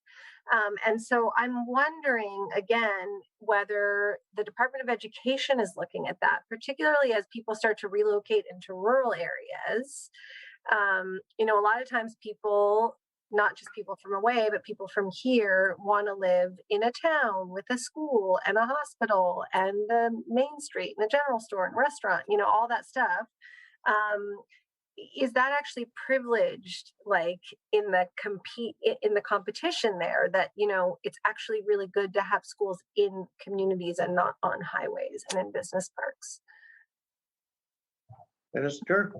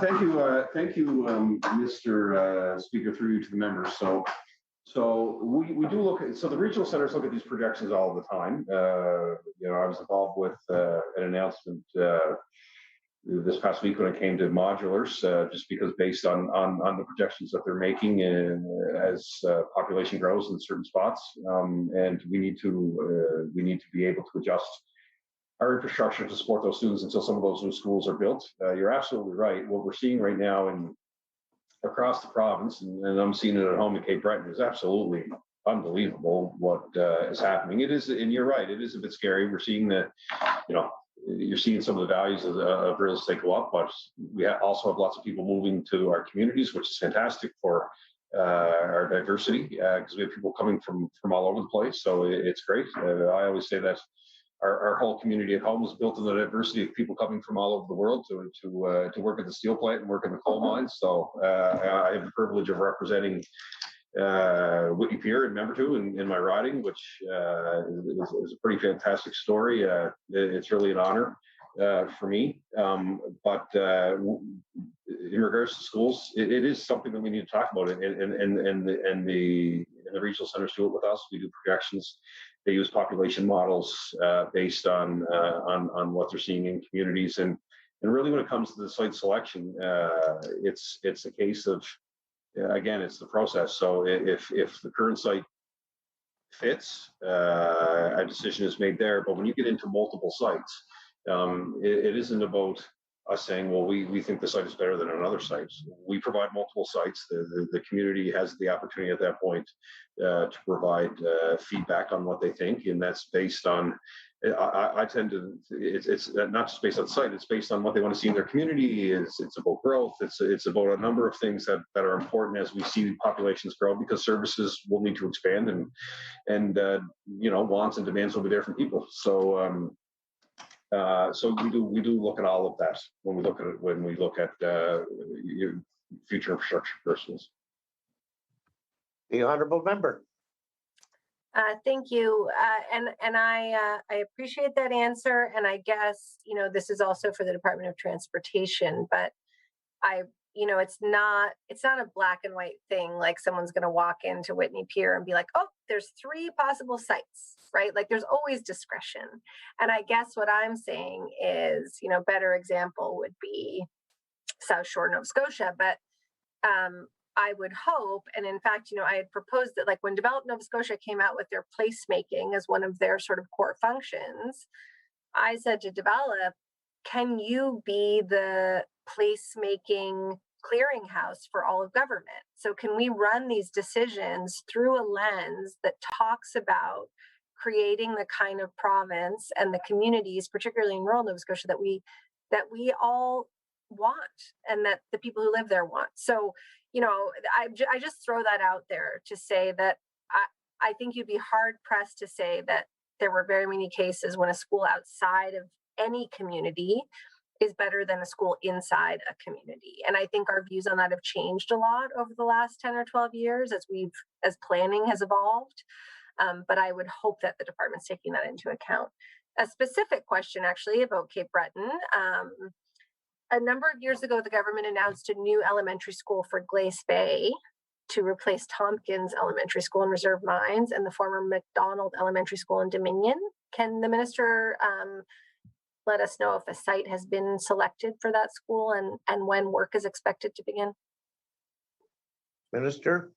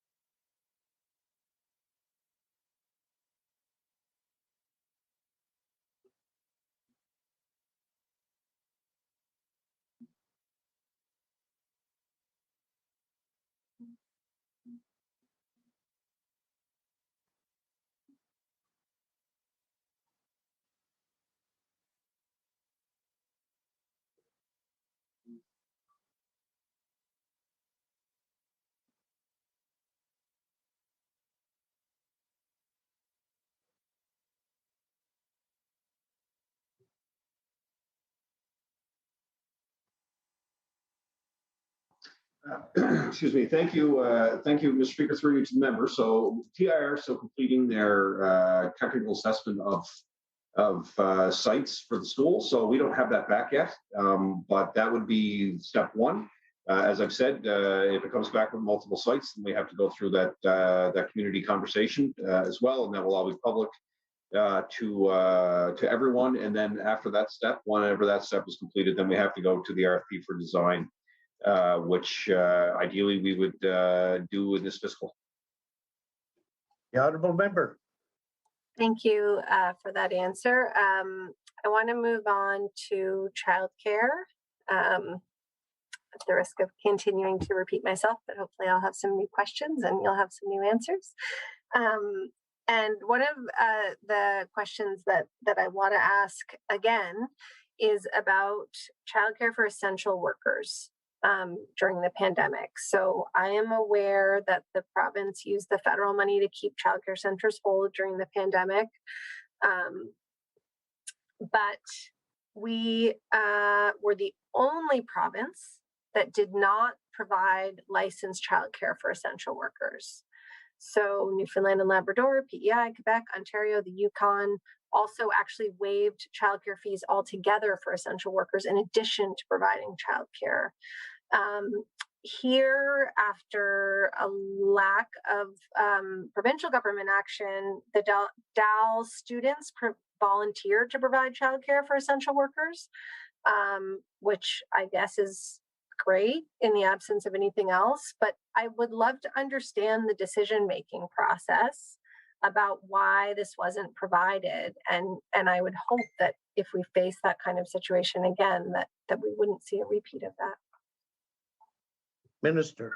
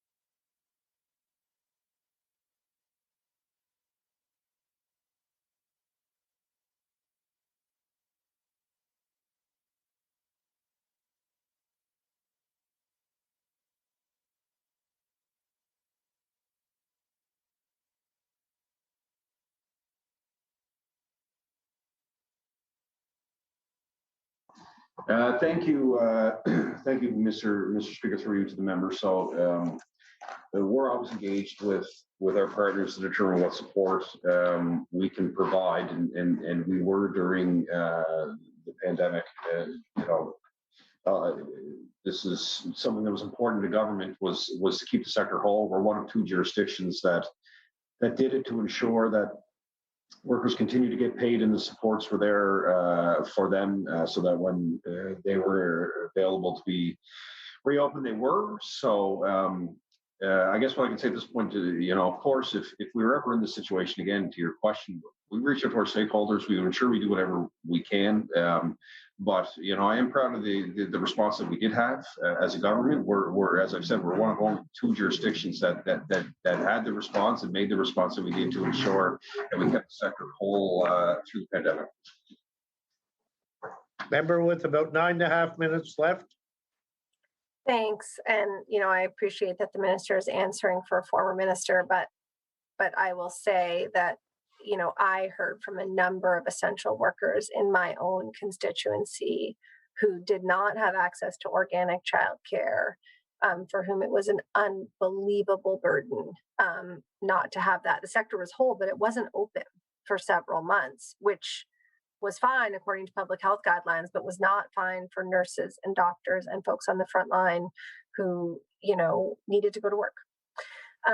But shifting a little bit, information released today, actually, by Stats Canada shows that 55% of children under the age of 6 in Nova Scotia were in some form of childcare in 2020. And the interesting thing is that is down from 61% in 2019. So we would expect it to go up. We've rolled out pre-primary, but instead it's going down. Does the minister have any insight onto why that number is decreasing? Minister?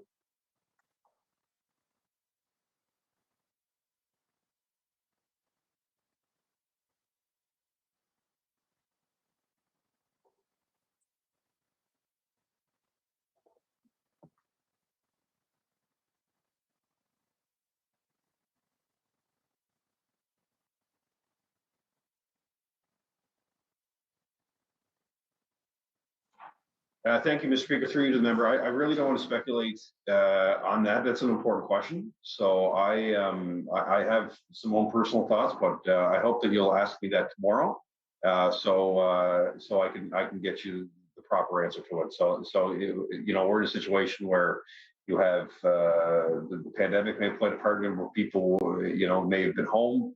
More people have been home. You have the transition of kids into the pre-primary program, which is not registered as childcare. So I just want to get you the right answer. So if we can continue that conversation, hopefully I have you for some discussion tomorrow, and I'll get you a better answer to that question. Member for Dartmouth South. I'll look forward to it. So to childcare fees, something we've discussed before, but let's come back around. And we won't get through it tonight, but tomorrow for sure we can pick it up. So an FOI request received by our caucus included a calculation of the funding model for family home childcare providers. Their average weekly revenue was $993. Their average weekly funding from the department was $187. And so the shortfall was $806. So $806 to be covered by parent fees.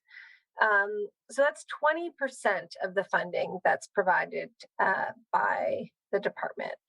I know we're talking to the feds, but are there any plans to increase that 20% number in terms of funding to be able to essentially defray parent fees, which is where the rest of the money comes from?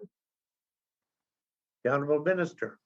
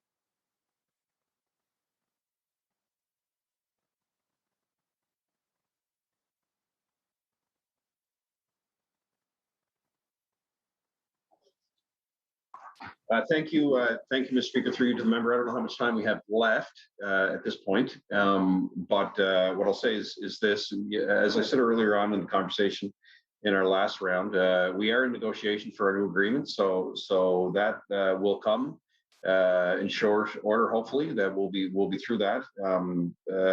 But particularly with the providers, they set their own fees, and parents can apply for subsidies. So if they need support, and we know that we've provided close to 5,000 subsidies for parents who've actually requested that support through the department. So we do spend a significant amount of resources, importantly, to those families that need that support. As I said earlier, we spend significantly on the sector, but as I've said, we're in the middle of negotiations right now. So I'll be happy to update everyone when I have the opportunity to do it. Member with 4.5 minutes. Sorry, 3.5 minutes. Okay. Time disappearing before our eyes. I thank the minister for that answer. I'm glad that there's a new agreement being ironed out, and I will leave the minister with this, with lots of time to think about it, because I don't think I'll get an answer tonight. But Quebec, BC, Alberta, Newfoundland and Labrador, Prince Edward Island have all figured out how to provide greater access to more affordable childcare. And to the minister's point about subsidies, it's not lost on us that these are available, but it is actually lost on a lot of people.